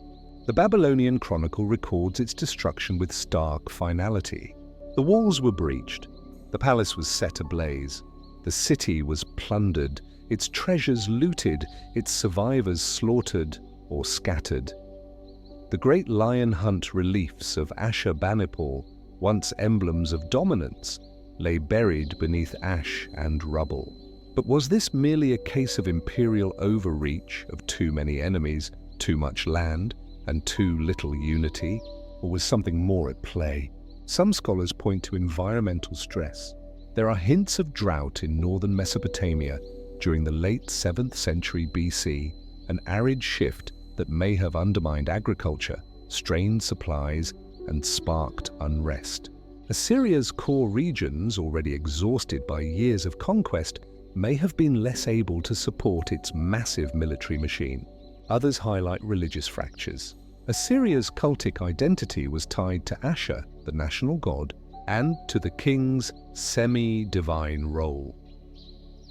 As the empire stretched across increasingly diverse populations with differing beliefs, did the spiritual unity begin to crack? And then there are the more speculative theories. Some wonder whether the speed and totality of Assyria's fall point to something deliberately concealed.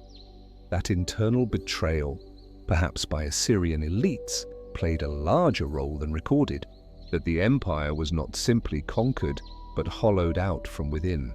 Others ask why so little of Assyrian memory survived. Despite its cultural and military dominance, the empire was vilified in later accounts.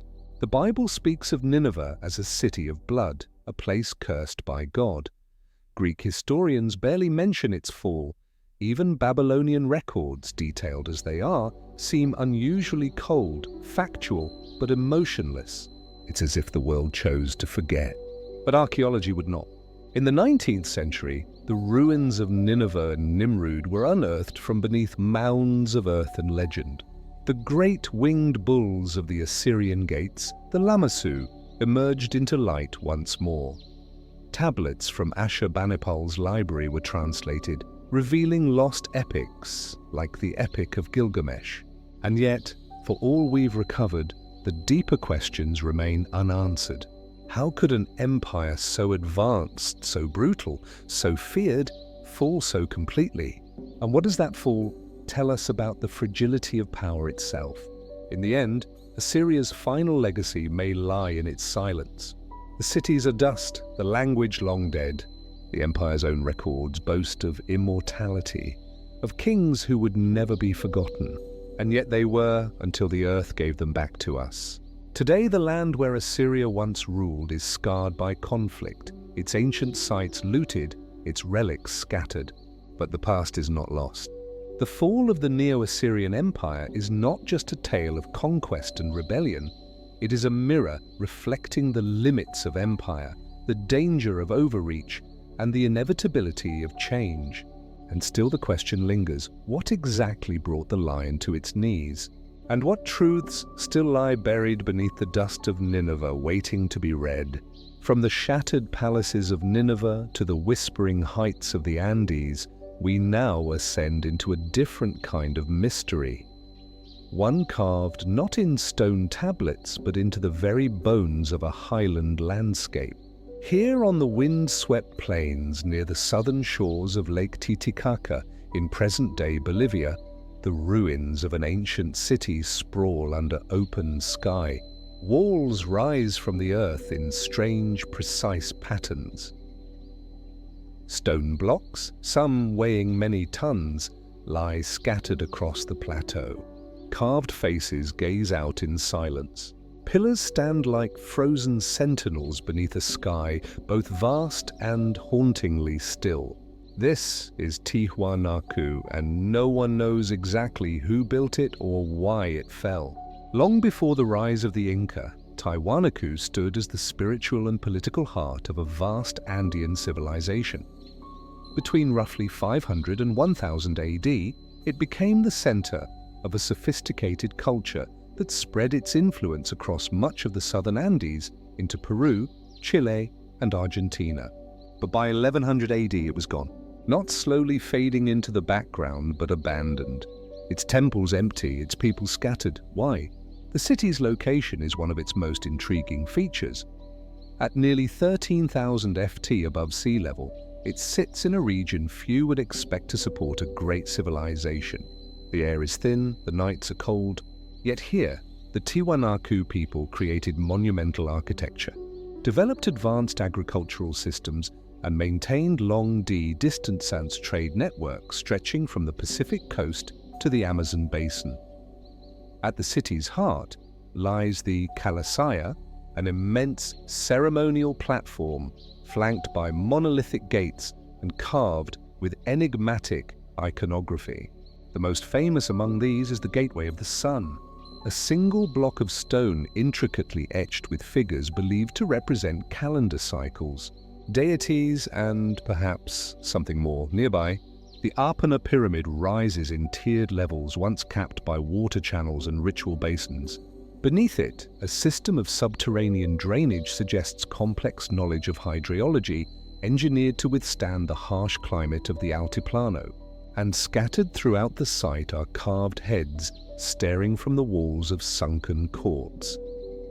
Each one distinct, perhaps representing different peoples absorbed into this cultural nexus. But who exactly were the Tiwanaku? They left behind no writing system, no known kings, no formal historical record. Their memory survives in pottery, in architecture, and in the oral traditions of the Andean peoples who came after. What we do know is that Tiwanaku was not merely a city, it was a ceremonial center, a place of pilgrimage, ritual, and cosmological alignment. Its design reflects a deep relationship with the movement of the sun, the solstices, and the cycles of water and earth. Some archaeologists believe the entire city functioned as a symbolic model of the Andean world, a fusion of sacred landscape and human order. But sometime between 1 to 1100 AD, Tiwanaku collapsed. Mainstream explanations often begin with the climate. Ice core and sediment records from the region suggest a period of sustained drought beginning around 950 AD. For a society that depended on high-altitude agriculture, especially a complex system of raised fields and canals known as sucaulis, this would have been catastrophic. Without sufficient rainfall, the potato and quinoa fields would have withered, the reservoirs would have dried, famine, unrest, and migration would have followed. Yet, Tiwanaku had thrived for centuries in a harsh environment. It had adapted before. Why couldn't it adapt again? Some scholars argue that the political structure of Tiwanaku may have been more fragile than it appeared. The city's spiritual authority, rooted in its role as a pilgrimage site, might have depended on its ability to maintain order, growth, and prosperity. If prolonged environmental stress undermined that image, it could have triggered internal fragmentation. Regional elites may have pulled away. Communities once held together by shared cosmology may have drifted apart. Still, the archaeological record tells us something curious. There's little evidence of violent conquest, no mass graves, no signs of widespread destruction or fire. The city was not sacked. It was simply left behind. So what happened? Some theorists propose that Tiwanaku was less a centralized state and more a loose federation held together by religion, trade, and ritual. If so, its collapse might have been gradual, its population slowly dispersing into surrounding valleys. Pieces of its culture may have been absorbed by later societies, including the Inca, who revered Lake Titicaca and spoke of ancient beings from the highlands. Others looked to the iconography carved into the stone, the so-called staff god figure, repeated in temples and monoliths, surrounded by winged beings and stepped motifs. Was this a religious order that faded with time, or did it guard a system of knowledge we no longer understand? And then there are more speculative voices. Some have noted the astonishing precision of Tiwanaku's stonework, joints so tight a knife cannot pass between them. Certain blocks appear cut with angles and notches, more reminiscent of mechanical designs than simple tools. Were these simply the results of highly skilled craftsmanship, or do they hint at techniques now lost? A few fringe theorists have gone further, suggesting astronomical alignments, advanced pre-Incant technology, even outside influence. But the evidence remains elusive, suggestive, not conclusive. The more we learn about Tiwanaku, the more it resists explanation. Why did such a monumental society arise in such an inhospitable place? How did it master its landscape, spread its influence, and vanish without a trace of war or conquest? And what might still lie buried beneath the wind-swept plateau, waiting for the next shovel, the next survey, the next insight? Today, Tiwanaku remains a quiet place. The wind moves through empty plazas. Lamas graze where priests once performed sacred rites. Tourists walk among monoliths whose meanings are long forgotten. And the question lingers in the thin Andean air: what truly caused the fall of Tiwanaku? And what parts of its story have yet to be uncovered from the silence of stone? As the sacred stones of Tiwanaku fade into the chill winds of the Andes, we now cross continents and centuries, stepping into the damp, mist-veiled hills of ancient Britannia. A land of brooding skies and restless borders where rivers run dark beneath forest canopies and stone forts cling to the edges of civilization. Here, nearly 2,000 years ago, an elite Roman legion hardened by campaigns across the empire marched into the north and was never heard from again. The 9th Legion Hispana, a name etched in Roman military annals, a force of perhaps 5,000 trained men, veterans of brutal battles in Spain, Gaul, and Germany, soldiers of the empire's will, and yet sometime after the year 108 AD they vanish from the record. No mention of their fate, no return, only silence. What happened to them? We know the 9th was stationed in Britain for decades, helping to pacify a land that was never fully tamed. The Roman presence in the Isles began in 43 AD under Emperor Claudius, but the north remained a frontier dotted with tribal resistance and shifting alliances. The 9th was based at Eboracum, modern-day York, an important military centre near the borderlands, and then they disappear from official lists. Later, Roman documents mention other legions still active throughout the empire. But the 9th is gone, not reassigned, not renamed, just absent. Was it destroyed, recalled in disgrace, or quietly disbanded for reasons now forgotten? The mystery has fascinated historians for centuries and inspired legends. Some ancient clues suggest a violent end. Tacitus, writing in the early 2nd century, describes uprisings in northern Britain fierce enough to threaten Rome's hold. The tribes of Colonia, what is now Scotland, were never fully subdued. Could the 9th have marched north to suppress a rebellion and perished? A lost battle, a doomed campaign, an entire legion swallowed by the mists. It's a compelling theory and for many the most likely. But evidence is thin. No battlefield has been found. No mass grave. No inscriptions commemorating fallen heroes. Roman armies rarely disappeared without record, especially an entire legion. So where is the account of their end? Some argue that the 9th may not have died in Britain at all. Inscriptions, discovered in the Netherlands and Germany, suggest that at least part of the legion, or perhaps a detachment, was active on the continent after 108 AD. One damaged inscription from Nahimian mentions the 9th, but it's unclear whether it refers to the full legion or a remnant. Could they have been transferred quietly, then absorbed or disbanded elsewhere? Other documents speak of the legion still being active as late as 130 AD, perhaps in the eastern provinces, but the trail is murky, uncertain, the evidence inconsistent. So we're left with possibilities. One is total annihilation. That the 9th was wiped out during a failed campaign in Britain's wild north, and that Rome, embarrassed by the loss, chose to omit or obscure the details. Silence, in this view, was a political decision, an effort to protect imperial prestige. Another theory is administrative, that the legion was broken up over time, its veterans reassigned, its name retired. No catastrophe, just a slow dissolution that left no clear moment to record. And then, as always, there are the more speculative ideas. Some suggest that the legion defected, that internal conflict, poor leadership, or even mutiny led the 9th to break from Rome entirely, that they vanished not by death, but by choice. A few fringe theories claim survivors of the 9th fled and integrated with local tribes, abandoning the empire to live as Britain, leaving behind Latin discipline for something older, wilder. Oral traditions in parts of northern Britain hint at foreign warriors settling in the highlands, though nothing definitive links them to the 9th. Others let imagination stretch further. That the legion wandered into some forbidden glen or cursed valley and was swallowed by the land itself, lost not just to history, but to the fabric of place. That Britain's dark woods and endless fog claimed them in a way no scroll could record. These are legends, of course, but legends often grow in the space where truth disappears.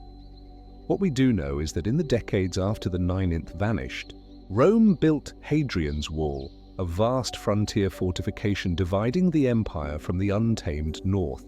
Was the wall a response to whatever fate befell the 9th? A line drawn to prevent further disaster, or was it simply part of a broader strategy, one that had nothing to do with the legion at all?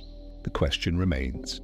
Today, York still stands, its Roman foundations buried beneath modern streets. Artifacts from the time of the 9th have been unearthed. Coins, weapons, tiles stamped with the legion's mark. Proof that they were here, but no final chapter, no clear ending. What became of the 9th? Were they slaughtered in a forgotten battle? Their bones hidden beneath some unmarked field? Did they march eastward into the fog of imperial bureaucracy, lost not to war, but to paperwork? Or is there still some unexcavated truth lying silent beneath the moss and stone of northern Britain? Perhaps the real mystery is not only how they disappeared, but why no one chose to remember. And the question lingers in every ruined fort and whispering moor. What happened to Rome's lost legion? And why has the land kept its secret so well? From the mist-wrapped hills of northern Britain and the vanished ranks of the 9th Legion, we now travel east across mountains, straits, and centuries into the golden haze of myth and memory to a city sung into legend. A war that may or may not have happened, and a question that still stirs debate among historians, archaeologists, and poets alike. The Trojan War, at the entrance to the Dinels near the edge of modern-day Turkey, a low hill rises from the plain, unremarkable at first glance. But beneath this mound lie the layered ruins of ancient Troy, city upon city, civilization upon civilization, buried, rebuilt, and buried again. And somewhere among those stones may lie the truth behind one of history's greatest mysteries. The story is well known, told in Homer's Iliad, passed down through epic poetry and classical drama. A Greek prince named Paris steals away Helen, queen of Sparta. In response, the Greeks launch 1,000 ships, laying siege to Troy for 10 long years. Heroes clash: Achilles, Hector, Odysseus, Ajax. Gods intervene. The city falls not by force, but by trickery, a wooden horse concealing warriors within. But how much of it is true? For centuries, Troy was thought to be purely myth, no more real than Atlantis. Homer, many believed, had crafted a world of gods and glory with no basis in reality. That changed in the 1870s when amateur archaeologist Heinrich Schlern began excavating at Hisarlik. What he uncovered was astonishing.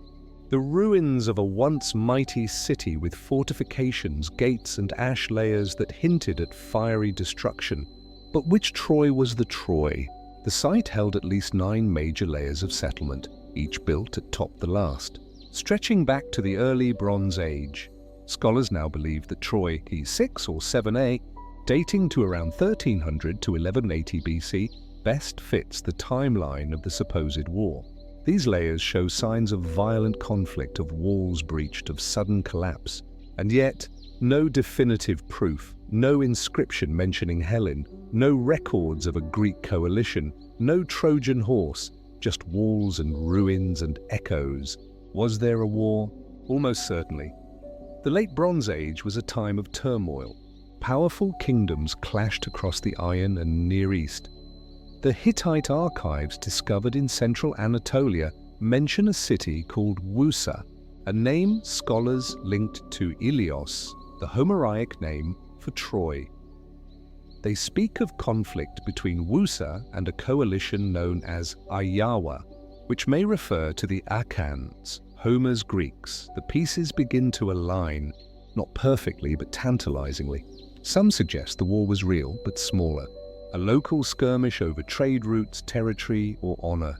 Over time, oral traditions inflated it into an epic. A 10-year siege may have been 10 weeks. A stolen queen may have been a broken alliance. The heroes, real or not, became symbols. Others argue that the Iliad was never meant as history, but as a reflection of memory, of a lost world that was already ancient by Homer's time, a cultural echo, not a chronicle. If so, its truth lies not in the facts, but in the resonance. Still, the mysteries endure. Why would Homer describe a city so vividly if it didn't exist? How could he capture the geography, the rivers, the plains, the winds so accurately? Could memories of the Bronze Age have survived centuries, passed down through generations of storytellers? And then there are the questions Homer never answered. Where exactly did the Greeks land? How was Troy fortified? Why did the war drag on for so long? Some archaeologists suggest that Troy's location at the entrance to the Hellespont, modern-day Dinels, was strategically vital. Control of this passage meant influence over trade between the Aegean and the Black Sea. Could the war have been economic rather than romantic? Others examine the destruction layers of Troy 7a, noting signs of siege and sudden abandonment. But no mass graves, no arrowheads, no definitive evidence of large-scale battle. Was the city destroyed by war or earthquake? Schlane himself complicated matters. His enthusiasm led him to dig too deeply, damaging upper layers in his rush to find Priam's Troy. In doing so, he may have destroyed critical evidence. What we've lost we may never recover. And then there is the matter of the horse. Was it real? A siege engine, a misunderstood ritual offering, or purely metaphor? The earliest references to the war, long before Homer, mention Troy's fall, but not the horse. It appears only later in full form in the Odyssey and other post-Homeric tales. A symbol of cunning, a myth layered onto history. Perhaps the war was not one event, but many merged and reshaped in the crucible of oral tradition. Perhaps Troy itself is a composite, a memory of several cities, several conflicts wrapped in a single narrative to preserve something deeper. Or perhaps the truth still lies beneath the ground. Even today, excavations continue. Deeper layers, new technologies, fresh interpretations. With every discovery, the line between history and myth grows fainter. What really happened at Troy? Who fought there and why? Was it love, ambition, revenge, or something altogether more human? In the quiet hill of his, the stone still holds secrets. And as the wind moves through the ruins, one question remains. Did the walls of Troy fall to a wooden horse or to time itself? From the smouldering ruins of Troy, we move now to a palace by the Nile, a place of perfume and politics, of silk-draped rooms and quiet intrigue, where marble columns opened to the Mediterranean breeze, and the fate of empires was whispered behind golden doors. This is Alexandria, and here, beneath vated ceilings and fading grandeur, the last pharaoh of Egypt met her end, or so we are told. Cleopatra, the Sectith queen, strategist, scholar, seductress, remains one of history's most enigmatic figures. She ruled not with brute force, but with calculation and charisma. She spoke multiple languages, navigated the deadly tides of Roman politics, and ensnared two of the most powerful men of her age, Julius Caesar and Mark Antony, but her final chapter is shrouded in ambiguity. It is 30 BC, the Roman world is shifting. Julius Caesar is dead. Mark Antony has been defeated by Octavian, soon to be Augustus, at the Battle of Actium. Egypt, once a proud and ancient kingdom, stands at the brink. In a final bid for autonomy, Cleopatra and Antony stage one last resistance from Alexandria. They fail. Antony, believing Cleopatra dead, falls on his sword, and Cleopatra, days later, follows him, at least according to the accounts. The official version, recorded by Roman historians like Plutarch and Cassius Dio, is theatrical and deliberate. Cleopatra, draped in royal attire, retires to her private chamber. A venomous aspen in a basket of figs delivers the fatal bite. Her maids die alongside her, a romantic suicide. A tragic ending befitting a queen who defied the empire. But is that really what happened? The story, dramatic as it is, raises more questions than it answers. First, the ASP. The Egyptian cobra, or Uras, symbol of divine royalty, plays a powerful symbolic role. But how would one smuggle such a deadly creature undetected? And could it really strike three people, Cleopatra and her two attendants, without struggle or chaos? Medical scholars point out that cobra venom can cause hours of suffering, convulsions, paralysis, a drawn-out death. But Roman sources speak of a peaceful, almost painless end. Cleopatra lying serene as if merely asleep. Others suggest she may have used a poisoned hairpin or a fast-acting concoction prepared by her court physicians. Cleopatra was known for her interest in pharmacology and poisons. Some believe she may have experimented with lethal mixtures long before her death.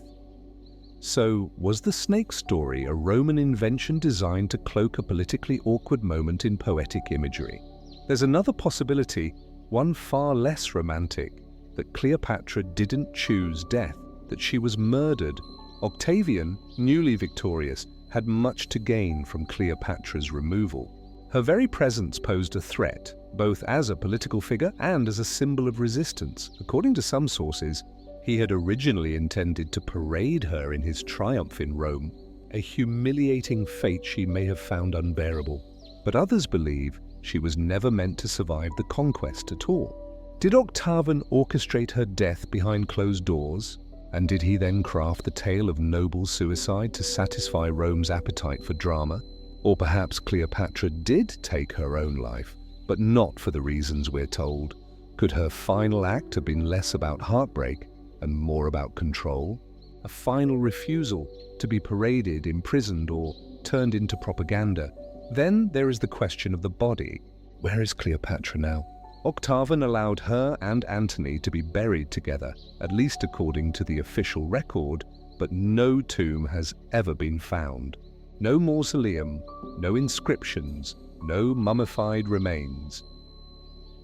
Some believe she was buried in Alexandria, perhaps near the ruined temple of Taposius Magna, where recent excavations have revealed tombs from her era.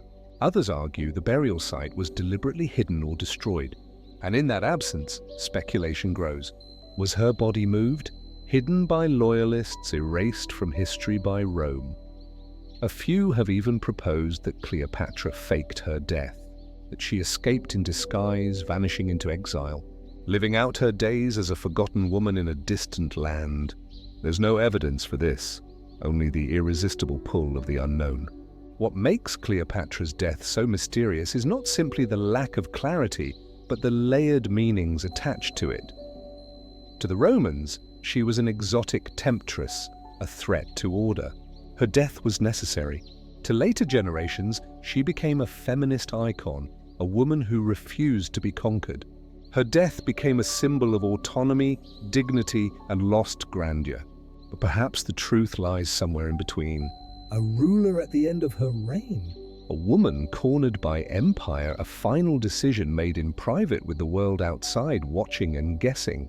Today, Cleopatra lives on in film, in theatre, in art, but her tomb remains lost. Her final moments still debated, and her story, despite its fame, is missing its final page. What really happened behind the silken curtains of her chamber? Was it a snake, a potion, a quiet dagger in the dark? Or was her death simply rewritten, shaped by those who wished her gone? In the absence of her voice, we are left with echoes and one enduring question. Did Cleopatra choose her own end, or was it chosen for her by the empire that feared her most?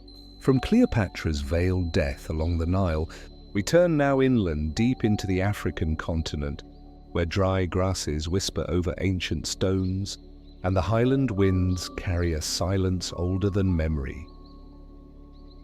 Here, in the southern heart of Africa, lie the ruins of a vanished city.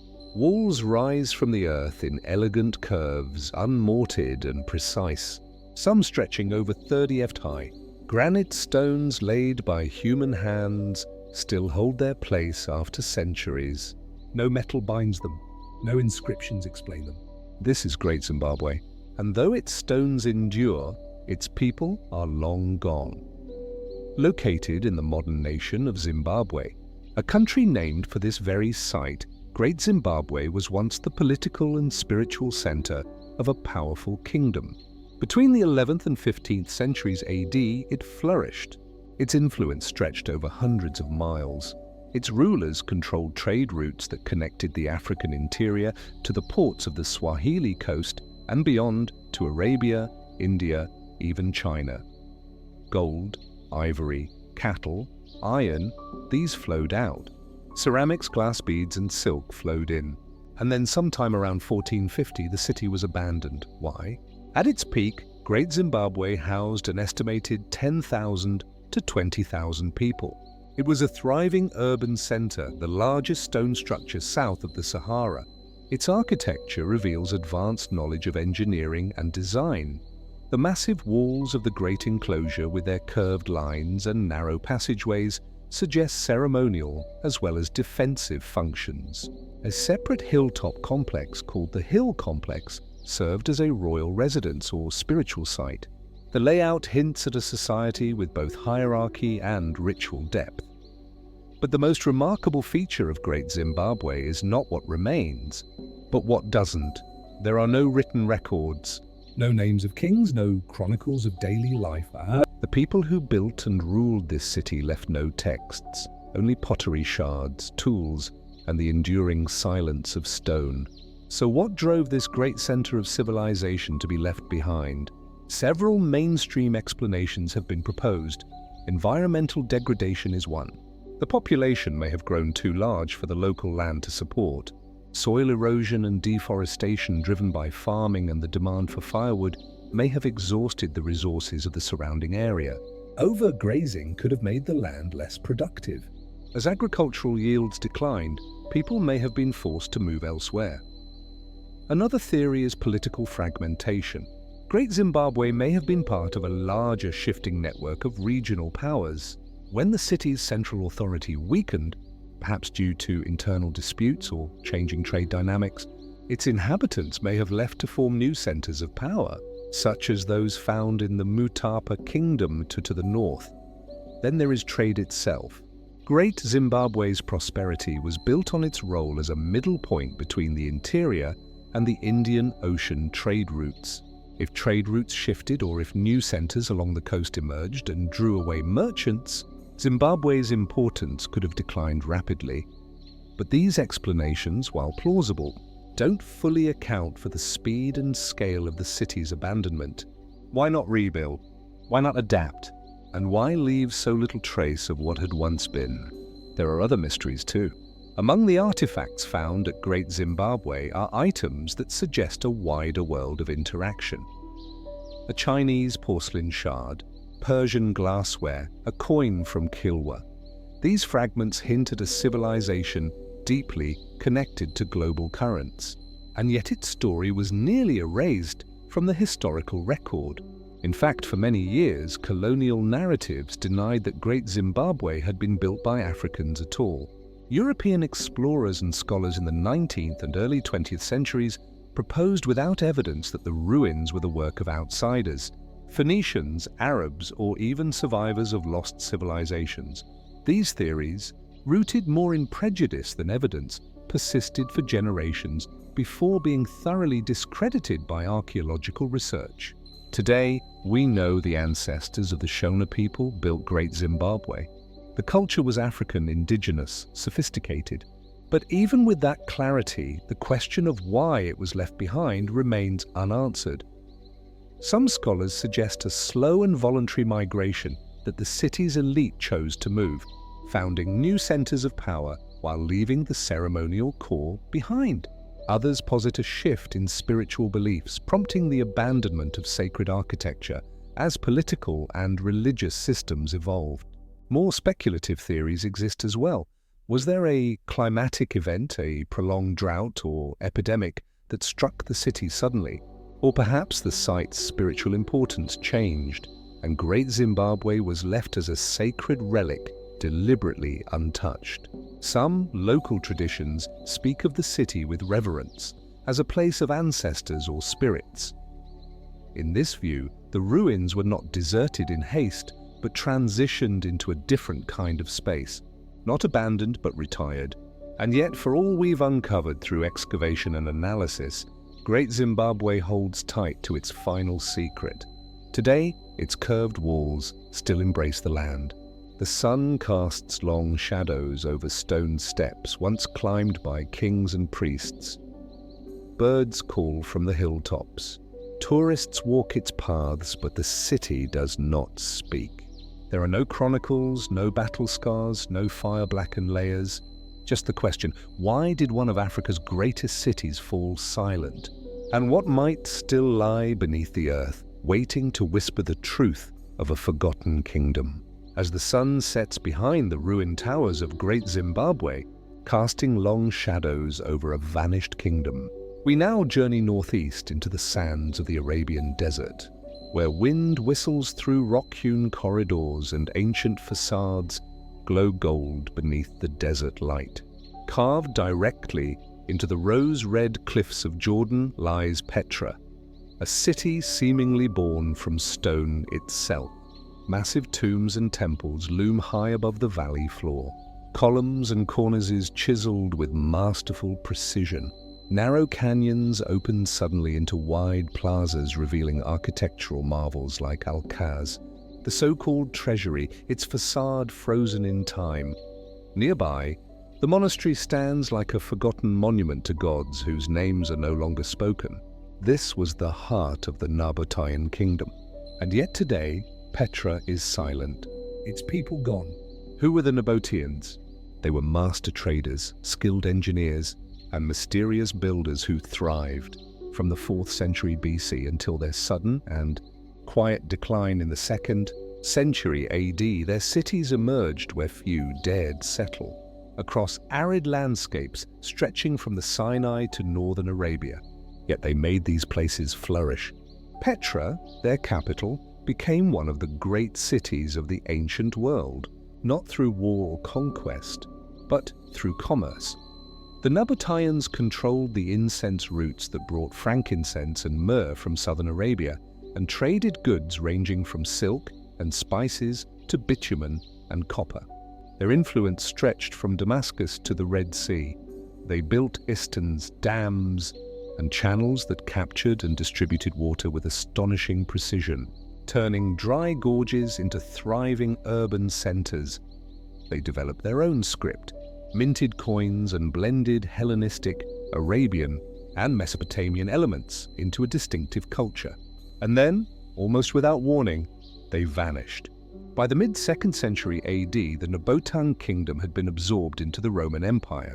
In 106 AD, Emperor Trajan annexed the region, and it was renamed Arabia Petraea.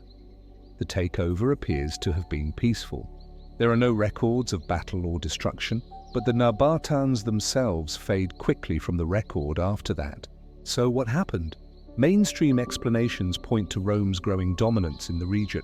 As Roman roads redirected trade routes and new cities like Palmyra rose to prominence, Petra's importance may have waned. With no need for middlemen, Rome began to trade directly with southern Arabia and the Indian Ocean ports. Economic decline in this view led to political obscurity. But that may only be part of the story. Petra remained occupied for several more centuries, at least into the Byzantine period. Churches were built, inscriptions continued, but the vibrancy of Nabatean culture, the language, the art, the distinct architectural style began to erode. Why? Some scholars suggest that Roman integration diluted Nabatean identity, that local elites gradually adopted Roman customs, and the unique fabric of the kingdom unraveled from within.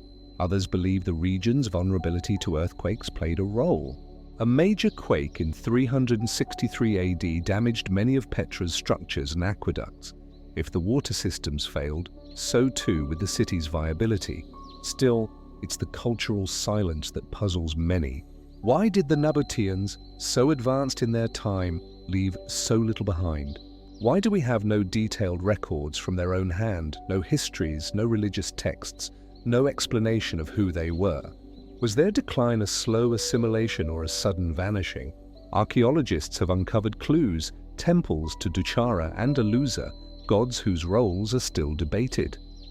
Burial chambers with elaborate designs but no clear inscriptions. Pottery and art that suggest a deep understanding of both their own traditions and foreign influences. But the full picture remains elusive. The more we learn about the Nabateans, the more they slip between definitions. They were not just desert traders, they were astronomers, stonemasons, and political diplomats. Their city of Petra was more than a market stop. It was a ceremonial hub, an urban masterpiece, and perhaps even a sacred landscape shaped by cosmological alignments. Some believe Petra's key monuments were constructed to mark solstices and equinoxes, casting shadows in precisely calculated patterns. If so, what did they believe? What were their myths, their rituals? Why do their gods vanish so completely? Some fringe theories suggest a deliberate withdrawal that the Nabateans, sensing the encroaching force of Rome and the collapse of the incense economy, chose to disappear, to migrate, to scatter, to shed their identity before it could be conquered. Others entertain the idea that they were absorbed not only by the Roman Empire, but by mystery cults, disappearing into the very religions they may have once influenced.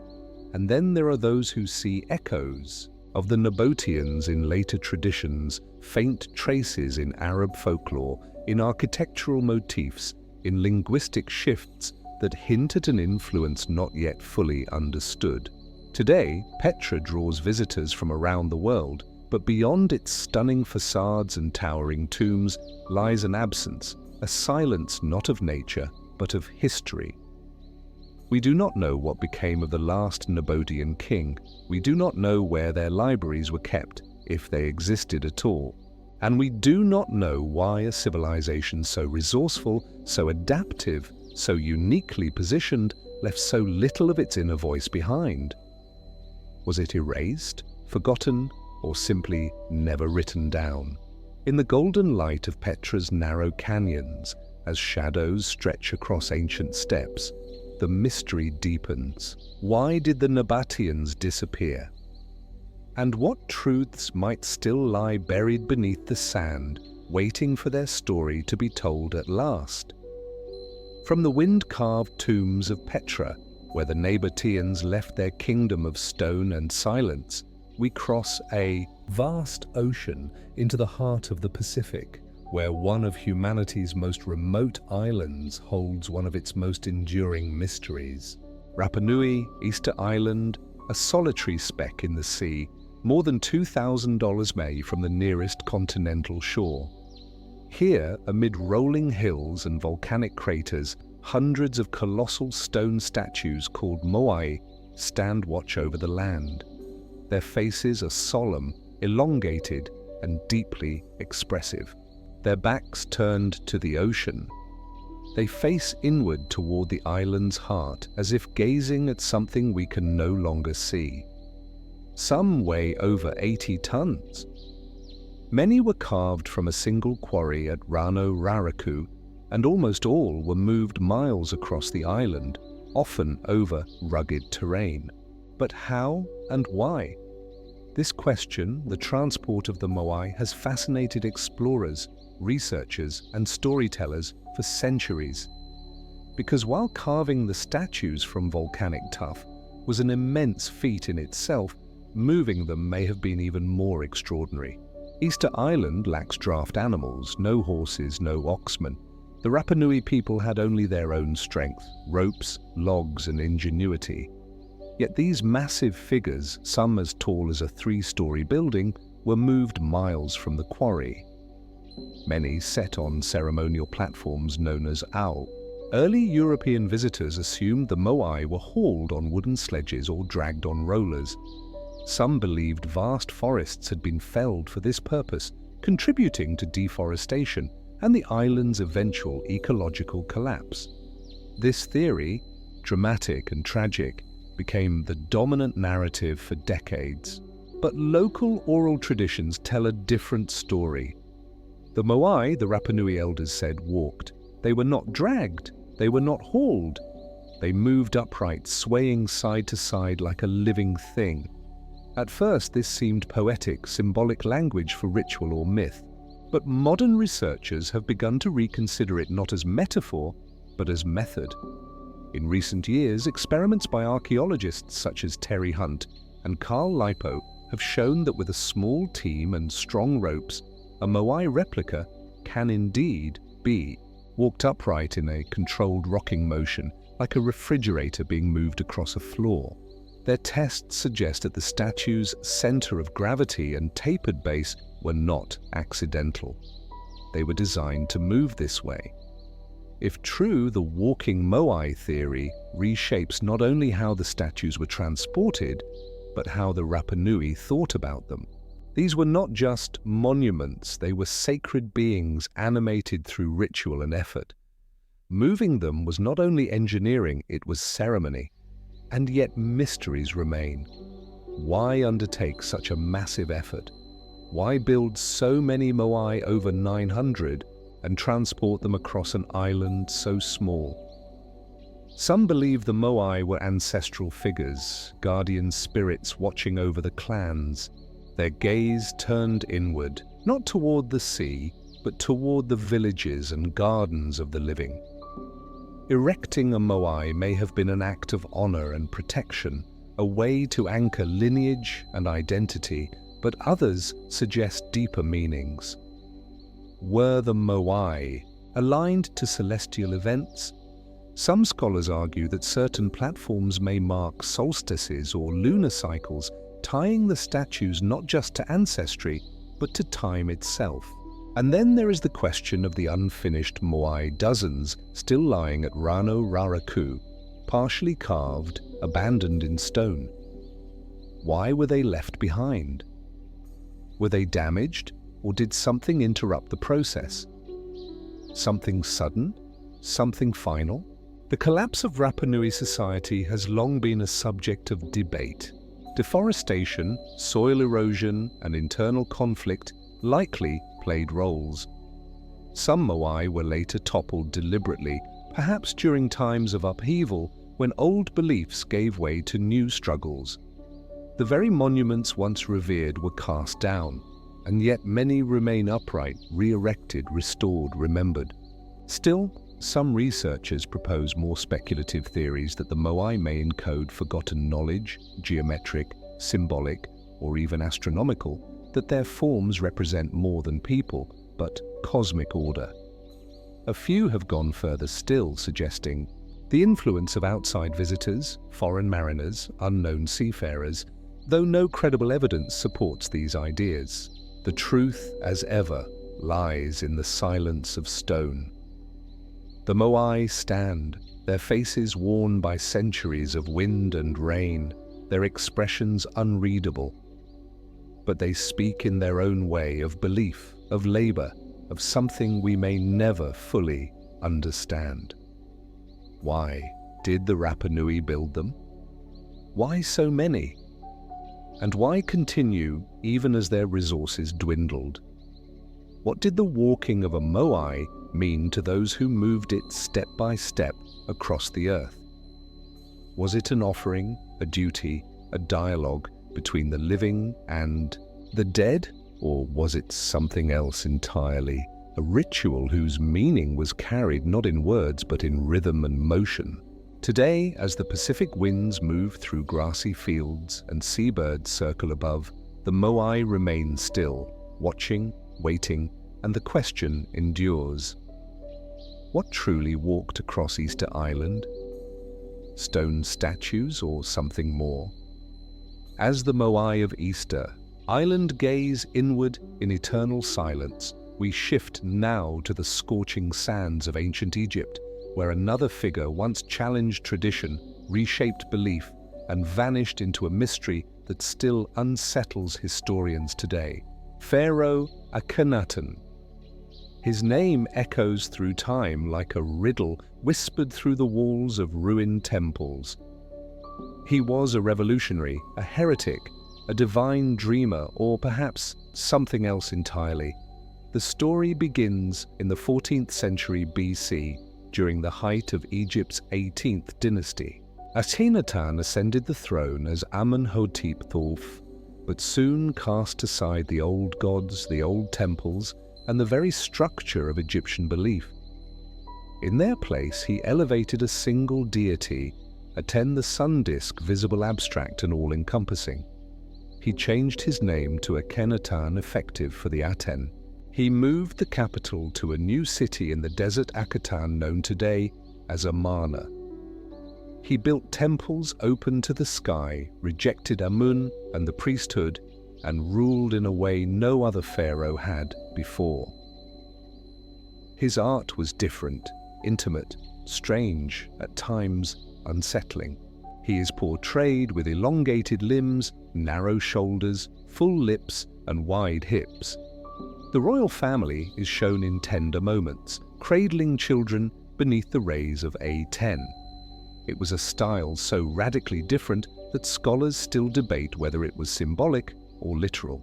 And then somewhere around 1336 BC, Akhenaten died.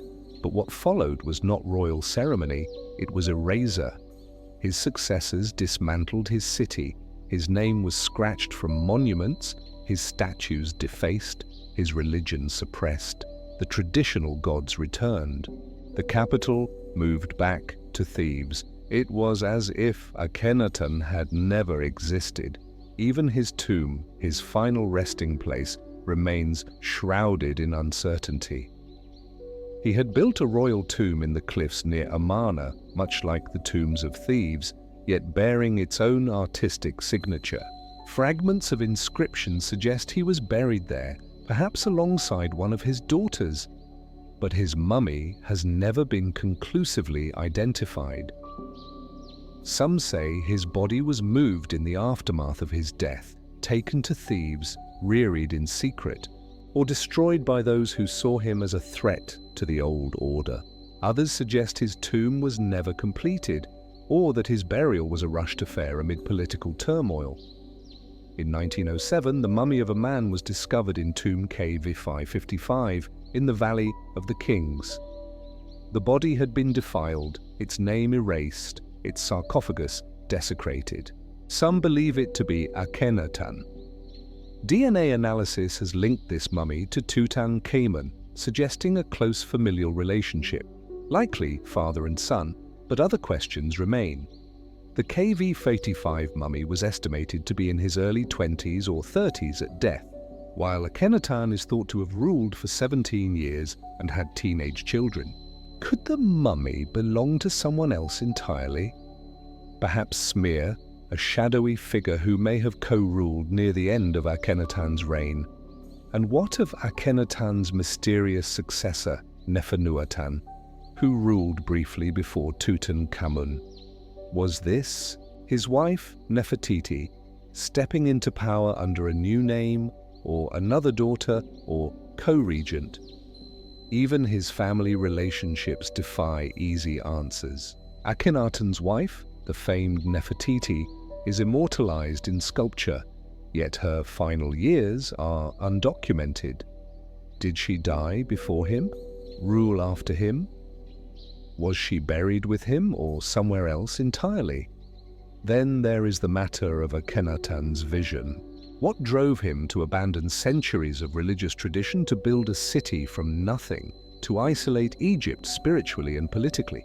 Some believe he was a spiritual reformer genuinely inspired by a divine experience. Others see him as a political disruptor, breaking the power of the Amun priesthood to consolidate authority. And a few wonder if his beliefs had more mystical origins shaped by astronomical cycles or foreign influence. Was Akhenaten a prophet ahead of his time, or a failed idealist whose vision died with him? And if he was buried, where is he? No confirmed remains, no intact tomb, only fragments, shards of alabaster, damaged inscriptions, a sarcophagus whose face was chiseled away. What secrets did his successors bury along with his memory? Some fringe theories suggest that Akhenaten's rejection of traditional deities and emphasis on one abstract god may have influenced later monotheistic traditions. His legacy suppressed in Egypt may have echoed beyond it.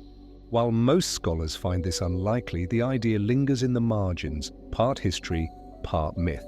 The real enigma lies not only in what Akhenaten believed, but in how completely his world was dismantled. Other pharaohs left legacies etched into obelisks and temples. Akhenaten left a vacuum, a silence where a story should be. And so we are left with a sunlit city abandoned to sand, a god without a temple, and a king whose body has never truly been found. Was he buried with honor? Left in the desert to be forgotten or hidden for a reason? In the fading light of Amarna's cliffs, the wind moves through broken columns and shattered lintels, and the question remains, where lies Akhenaten, pharaoh, heretic, visionary? And what truths still lie sealed beneath the sands of the forgotten city he dared to build? As the shadow of Akhenaten fades beneath the sands of Amarna, we journey westward to the edge of the ancient world where the land meets the Atlantic and myth bleeds into memory. In the salt-laced winds of southern Iberia, amid river deltas and sunlit marshes, lies the ghost of a civilization that once dazzled its neighbors and then disappeared. Tartessos, the Greeks spoke of it as a rich and noble kingdom, Beyond the Pillars of Heracles, what we now call the Strait of Gibraltar, it was a land of gold, silver, and tin, a place of music, law, and learning. A city perhaps at the mouth of the Guadalquivir River, where traders from the Iron and the Levant once docked in search of precious metals and exotic goods. But today, no one knows for certain where Tartessos stood or why it vanished. The earliest references come from Greek writers like Herodotus, who called the Tartessians a civilized people governed by wise kings. He names one in particular, Arganthonius, said to have ruled for 80 years. Though such longevity may be poetic, it suggests a ruler remembered for stability, for prosperity, and perhaps for greatness. Archaeologically, traces of a Tartessian culture begin to emerge around 900 BC. Their presence is strongest in southwestern Spain, particularly near modern-day Helva and Cadiz. They were skilled metal workers renowned for their mastery of bronze, silver, and gold. The region is rich in mineral deposits, and Tartessos may have been among the first societies in Western Europe to build an economy on mining and metallurgy. Artifacts found in the area, ornate jewelry, complex ceramics, and inscribed bronze plaques suggest a unique fusion of local Iberian traditions with Eastern Mediterranean influences. Some scholars believe the Tartessians interacted with the Phoenicians, who established colonies along the coast and brought with them writing, seafaring technology, and new religious ideas, and then sometime after 500 BC, the Tartessians disappear from the record. Not slowly, not gradually, but almost at once. Their cities fall silent. Their name vanishes from Greek texts. Their culture, so vivid in its brief arc, dissolves without explanation. What happened? Several mainstream theories have been proposed. One suggests environmental change, perhaps catastrophic flooding in the Guadalquivir Delta, rendering the region uninhabitable. The Tartessian heartland was marshy and low-lying. A massive storm surge, a shift in river flow, or rising sea levels could have submerged critical settlements. Another possibility is economic collapse. Tartessos thrived in part due to its trade in metals, but over time, new trade routes developed. Carthage, rising in power, may have redirected commerce away from the Atlantic. If the Tartessians lost control of the mineral trade, their economy could have unraveled. Some historians believe the Carthaginians may have played a more direct role. As Phoenician influence gave way to Carthaginian dominance, it's possible that Tartessos, either by resisting or simply standing in the way, was crushed. The destruction may have been swift and deliberate, erasing a rival and securing control over the lucrative mines of Iberia.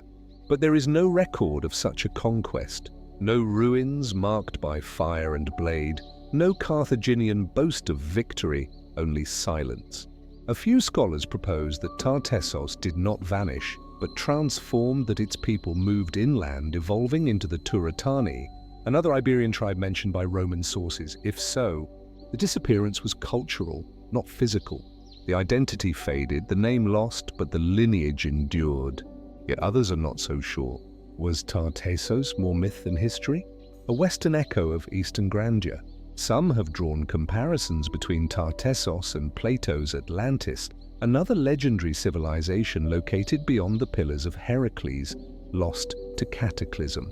The parallels are tempting. A wealthy society destroyed in a single stroke, remembered only in second-hand accounts. There is no proof, but the overlapping geography and mystery continues to inspire speculation. Archaeologists continue to search for Tartessos. Promising sites like El Carambolo near Seville have yielded exquisite artifacts, golden diadems, ritual objects, and inscriptions that hint at a lost complexity. But no city, no capital, no definitive seat of the Tartessian kings has yet been found. Where was Arganthonios buried? Where were the laws of Tartessos written? What became of the people who once ruled the far western edge of the known world? Some believe the answers lie buried in the wetlands under sediment. Under centuries of river drift, others think Tartessos may have been a network of smaller settlements rather than a single grand city, making it harder to identify in the archaeological record. And still the name endures. Tartessus, spoken by Greeks, remembered by Romans, chased by modern historians. A kingdom of golden silence. A culture touched by foreign ideas, yet distinct and proud. A name without a body. Why did Tartessos vanish? Was it swallowed by water, erased by war? Or did it simply change, losing its name while its people lived on? In the orange glow of Iberia's setting sun, the marshlands glisten with ancient quiet. And somewhere beneath that shimmering surface, the memory of a vanished world waits. Still unsolved, still unseen, still asking to be found. From the fading mists of Tartessus, whispered through Iberian marshlands and golden relics, we now turn eastward into the cragged highlands where Anatolia meets the Caucasus and snow-capped peaks stand guard over one of history's most mysterious, forgotten kingdoms. Urartu, a name few today recognize. Yet in the first millennium BC, it echoed through the stone corridors of citadels and across the embattled frontiers of empires. Centered around Lake Van in what is now eastern Turkey, Urartu was a kingdom of formidable fortresses, sacred temples, and masterful engineers. For a time it stood toe-to-toe with mighty Assyria, and then it vanished. The ruins of Eurasian cities still cling to mountain tops and cliffsides. Cyclopean stone walls built without mortar rise in sharp angles above valleys. Inscriptions in a script borrowed and adapted from Assyria remain etched into basalt slabs. Prayers, royal decrees, and records of conquest. Their language, Urartian, survives only in these carvings.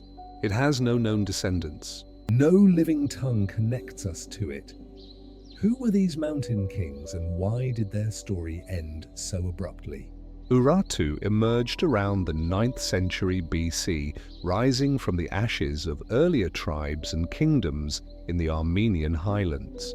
Its rulers, beginning with Aram and peaking under kings like Menua and Argishti-Tharis, unified scattered territories and built a sophisticated network of cities, roads, canals, and fortifications. Their architecture was bold and enduring, their irrigation systems carved into stone and stretching across rugged terrain remain functional to this day. Their capital, Tushpa, modern-day Van, was a citadel carved into rock, overlooking the vast blue of the lake below. Here, temples to the storm, god Haldi, were erected, adorned with bronze shields and sacred altars. The kingdom's iconography blended native beliefs with Mesopotamian influences, producing a culture that was both unique and cosmopolitan. Urartu was a military state, fiercely independent and often in conflict with the Assyrians to the south. Battles raged along borders. Cities changed hands, and yet, despite the pressure, Urartu held its own for nearly 3 centuries until it didn't. By the early 6th century BC, the kingdom had all but disappeared. There was no grand conquest recorded, no decisive final battle, just a blank space where a nation had stood. So what happened? One of the most widely accepted theories is invasion. The Mess, a rising Iranian power allied with the Babylonians, swept across the region after the fall of Assyria in 612 BC. Their military campaigns likely reached Iraqian territory. Some inscriptions hint at destruction and upheaval. Cities show signs of sudden abandonment or burning, but no detailed accounts remain. The Mez left little in the way of written history. Their presence is inferred, not confirmed. Others suggest internal decline. The Urankian state may have suffered from political fragmentation, economic exhaustion, or dynastic instability. Their dependence on centralized planning and monumental building may have become unsustainable over time. With weakened leadership, local rulers may have broken away, leaving the kingdom vulnerable to outside forces. Still, others point to environmental stress. The region's harsh winters, volcanic activity, and earthquake-prone landscape could have played a role. Crop failures, disrupted trade routes, or changing climate conditions may have weakened the population's resilience, a slow unraveling rather than a swift collapse. But there are deeper mysteries as well. What became of the Urankians themselves? Unlike the Assyrians or the Egyptians, they left no sprawling historical narratives, no epic tales. Their inscriptions are informal. Their stories, if ever told, have not survived. Some believe the people of Urartu were not destroyed but absorbed, melting into the cultures that came after. The Armenians, who rose in the same region shortly after Urartu's fall, may have inherited their lands, infrastructure, and even aspects of their language and mythology. Indeed, some Armenian historians consider Urartu to be a proto-Armenian kingdom, but the linguistic transition is unclear, and the cultural lineage is more suggestive than definitive. Others ask whether Urartu's disappearance was not due to conquest or decline, but deliberate erasure. Could their monuments have been repurposed, their names replaced, their gods forgotten as new faiths rose? Some fringe theories even suggest that Urartu's silence hides a more symbolic fate, that it was a civilization caught between worlds, never quite Mesopotamian, never fully Indo-European, a kingdom whose story was too remote, too mountainous, too different to be remembered clearly. And then there is the enduring enigma of the Urartian script. Though its signs are largely deciphered and many royal inscriptions can be translated, the language itself remains only partially understood. It is agglutinative, dense, and without close relatives. Entire dimensions of meaning may be lost to us, locked behind syntax and sound no longer spoken. Could the final clues to Urartu's fate lie hidden in stone texts we cannot yet fully read? Today, archaeologists continue to unearth fortresses, temples, and tools that testify to Urartu's reach and refinement, but their graves remain largely undisturbed. Their cities lie quiet, their gods unnamed. A kingdom that defied empires, that built in stone to last forever, now remembered only in fragments. Why did Urartu fall? Where did its people go? And what secrets do those highland citadels still guard beneath layers of time and silence? The mountains remember, but they do not speak. And so the kingdom of Urartu waits, its voice still buried beneath stone and sky. As the mountain stones of Urartu crumble beneath forgotten citadels, we descend southward into the arid basin of the Jordan Valley. Here, beneath the blazing sun and endless desert sky, lie the silent shores of the Dead Sea. A place of ancient salt and seismic stillness, where legend and land seem to converge. Somewhere in this desolate expanse, it is said stood two cities, Sodom and Gomorrah. Names that conjure fire and judgment. Cities long vanished yet immortalized in sacred texts and whispered across millennia. According to the book of Genesis, they were places of great wickedness, destroyed by divine wrath, their ruins buried beneath salt and ash. But was there more than myth to this destruction? The biblical account is vivid and haunting. Abraham pleads with God to spare the righteous. Angels visit Lot, who flees the city with his family. Then in a flash, fire rains from the sky. Sodom and Gomorrah are consumed. Smoke rises like that of a furnace. Lot's wife looks back and is turned to a pillar of salt. The imagery is apocalyptic, but the questions it raises are enduring. Where were these cities? What caused their destruction? And did they ever truly exist? Over the centuries, many have searched for answers. Most scholars place Sodom and Gomorrah near the southern end of the Dead Sea, once a fertile region, known in ancient times as the cities of the plain. Archaeological sites such as Babura and Numera, located along the Lisan Peninsula, have been proposed as possible candidates. Both were Bronze Age settlements abandoned abruptly around 2150 BC. Both show signs of intense fire and destruction. Numera, in particular, was walled, densely built, and burned so completely that its inhabitants never returned. But are these the cities of the biblical tale? The match is compelling, but not conclusive. Other sites like Tel Ham in Jordan have drawn attention in recent years. Excavations there have revealed a sophisticated urban center dating to the Middle Bronze Age. complete with monumental architecture, fortifications, and evidence of sudden high-temperature devastation. Melted bricks, pottery shards fused by heat, and a layer of ash suggest a cataclysmic event. Radiocarbon dating places the destruction around 1650 BC, centuries after the collapse of Bob Edra and Numera, yet still within the blurred timeframes of oral tradition. What could have caused such devastation? One theory is geological. The region sits atop multiple fault lines, and the Dead Sea itself lies within the Great Rift Valley, a zone prone to seismic activity. A massive earthquake could have triggered landslides, released flammable gases, or even ignited sulfur deposits. Some suggest that bitumen, common in the area, may have ignited during a quake, sending fire and debris into the sky. Could this explain the fire and brimstone of the biblical account? Perhaps others look skyward. In recent years, scientists have examined the possibility that a cosmic event, a meteor or comet airburst, could have been responsible. Much like the Tunguska event in Siberia in 1908, a large object exploding in the atmosphere could flatten cities, incinerate landscapes, and leave behind extreme heat damage, all without a crater. Supporters of this theory point to the microscopic spherules and shocked quartz found at Tel El Ham, which may indicate exposure to temperatures far beyond what fire alone could cause. Some researchers argue that such an event witnessed and passed down through generations could have seated the story of divine destruction.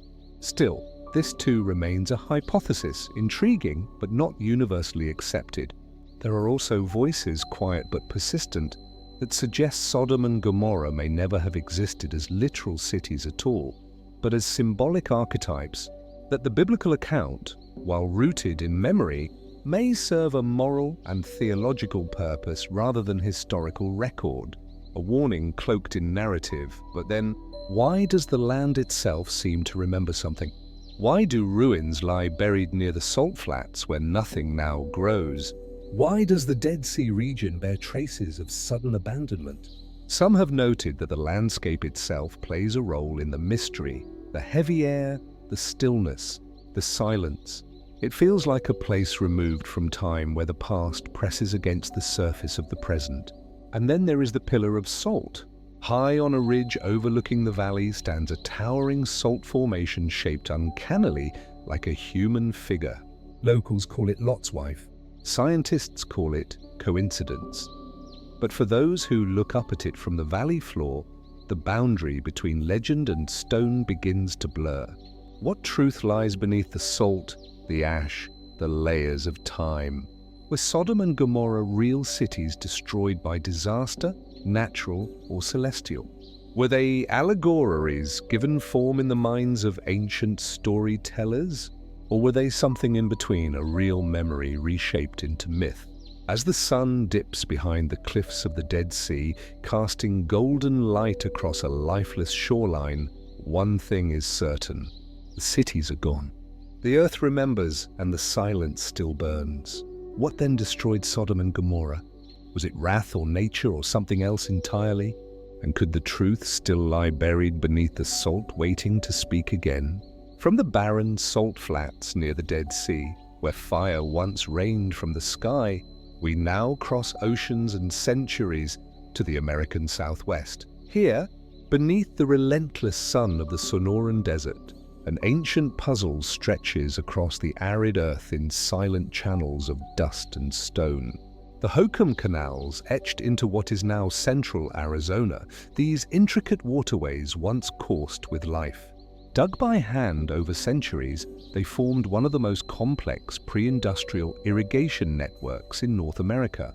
Long before Phoenix rose from the desert, before concrete and asphalt, there were these canals lined with silt, shaded by mesquite, and carrying water from the Salt and Gila rivers across a vast dry land. And then sometime around 1450 AD, the water stopped flowing. The people who had lived here for over 1,000 years were gone. Why, the Hokum were remarkable engineers. Beginning as early as 300 BC, they developed a system of irrigation that would eventually span hundreds of miles, diverting river water to fields of corn. beans, squash, and cotton. At their peak, their largest canals reached over 20 ft wide and 10 ft deep, dug entirely with stone tools and baskets. They maintained this system for centuries, adapting, expanding, and rebuilding with the flow of time and water.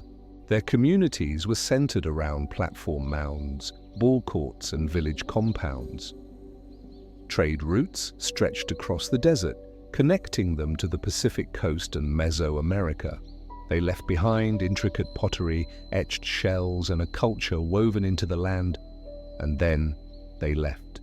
Archaeologists still debate what exactly happened. One widely accepted theory points to environmental stress. A series of prolonged droughts may have pushed the system beyond its limits. Without reliable rainfall or snowmelt to feed the rivers, canal water would have slowed, sediment would have built up, and irrigation failures would have followed. But the Hokum were no strangers to the harshness of desert life. Their survival depended on their ability to adapt to these fluctuations. For over 1,000 years, they did just that. So what changed?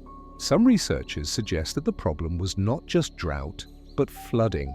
In years when the Salt and Gila rivers swelled beyond control, entire canal systems may have been damaged or destroyed. The larger and more complex the system became, the more vulnerable it was to disruption. There's also evidence of social strain. As the Hokum population grew, so did their dependence on the canals. Communities far from the river became increasingly reliant on a steady supply of water and on those who controlled its flow. With stress came tension. Elites may have risen to manage irrigation and distribution, creating divisions that fractured the social fabric. When the water systems failed, political stability may have collapsed with them. Archaeological evidence hints at this decline. In some places, carefully maintained canals show signs of neglect. Silted-in beds, breached walls, fields left unplanted. Villages that once thrived begin to disappear from the record. Trade routes go quiet, and then abruptly the entire system is abandoned. Still, there are no signs of war, no mass graves, no cities burned or besieged, just silence. Other scholars point to cultural transformation. The abandonment may not have been a sudden collapse, but a slow migration, a decision to move away, to leave the canals and begin again elsewhere. This theory sees the end not as failure, but as a shift in identity. Some of the people who lived in the region after the fall of the canal system, such as the Odum, may be descendants of the Hohokam. Oral traditions among local tribes speak of great irrigation works and migrations from the river valleys. Perhaps the knowledge was never truly lost, only carried forward in different forms. And yet the scale of what was left behind still confounds. Why were the canals so carefully maintained for so long, abandoned so completely? Could something else have played a role? Some have speculated about epidemic disease carried along trade routes from distant lands. Others suggest a cosmic event, perhaps a volcanic eruption or climate anomaly that shifted regional weather patterns more dramatically than expected. Though no definitive evidence exists, the suddenness of the abandonment invites the question. There are also fringe theories, ideas that speak more to the mystery than the material record. Some see the Hokum as part of a larger lost culture connected to Mesoamerican centers or even pre-Columbian transoceanic visitors. While these claims remain unsubstantiated, they speak to the deep sense of wonder that the canal systems evoke. How did these people without metal tools or wheeled carts create and sustain such an ambitious hydraulic network? And what might still lie beneath the desert floor, buried by flood, wind, and time? Today, much of Phoenix follows the paths first carved by Hokum hands. Modern canals often trace the roots dug centuries ago, though few realize the ancient legacy beneath the concrete. The desert remembers. The riverbanks hold whispers, and the channels, now dry, still curve across the land like veins of memory. What led to the abandonment of the Hokum canals? Was it drought, flood, conflict, or something more subtle and unseen? And what stories remain written not in books, but in the patterns of soil, stone, and silence? The mystery flows onward like water lost beneath the sand, waiting to rise again.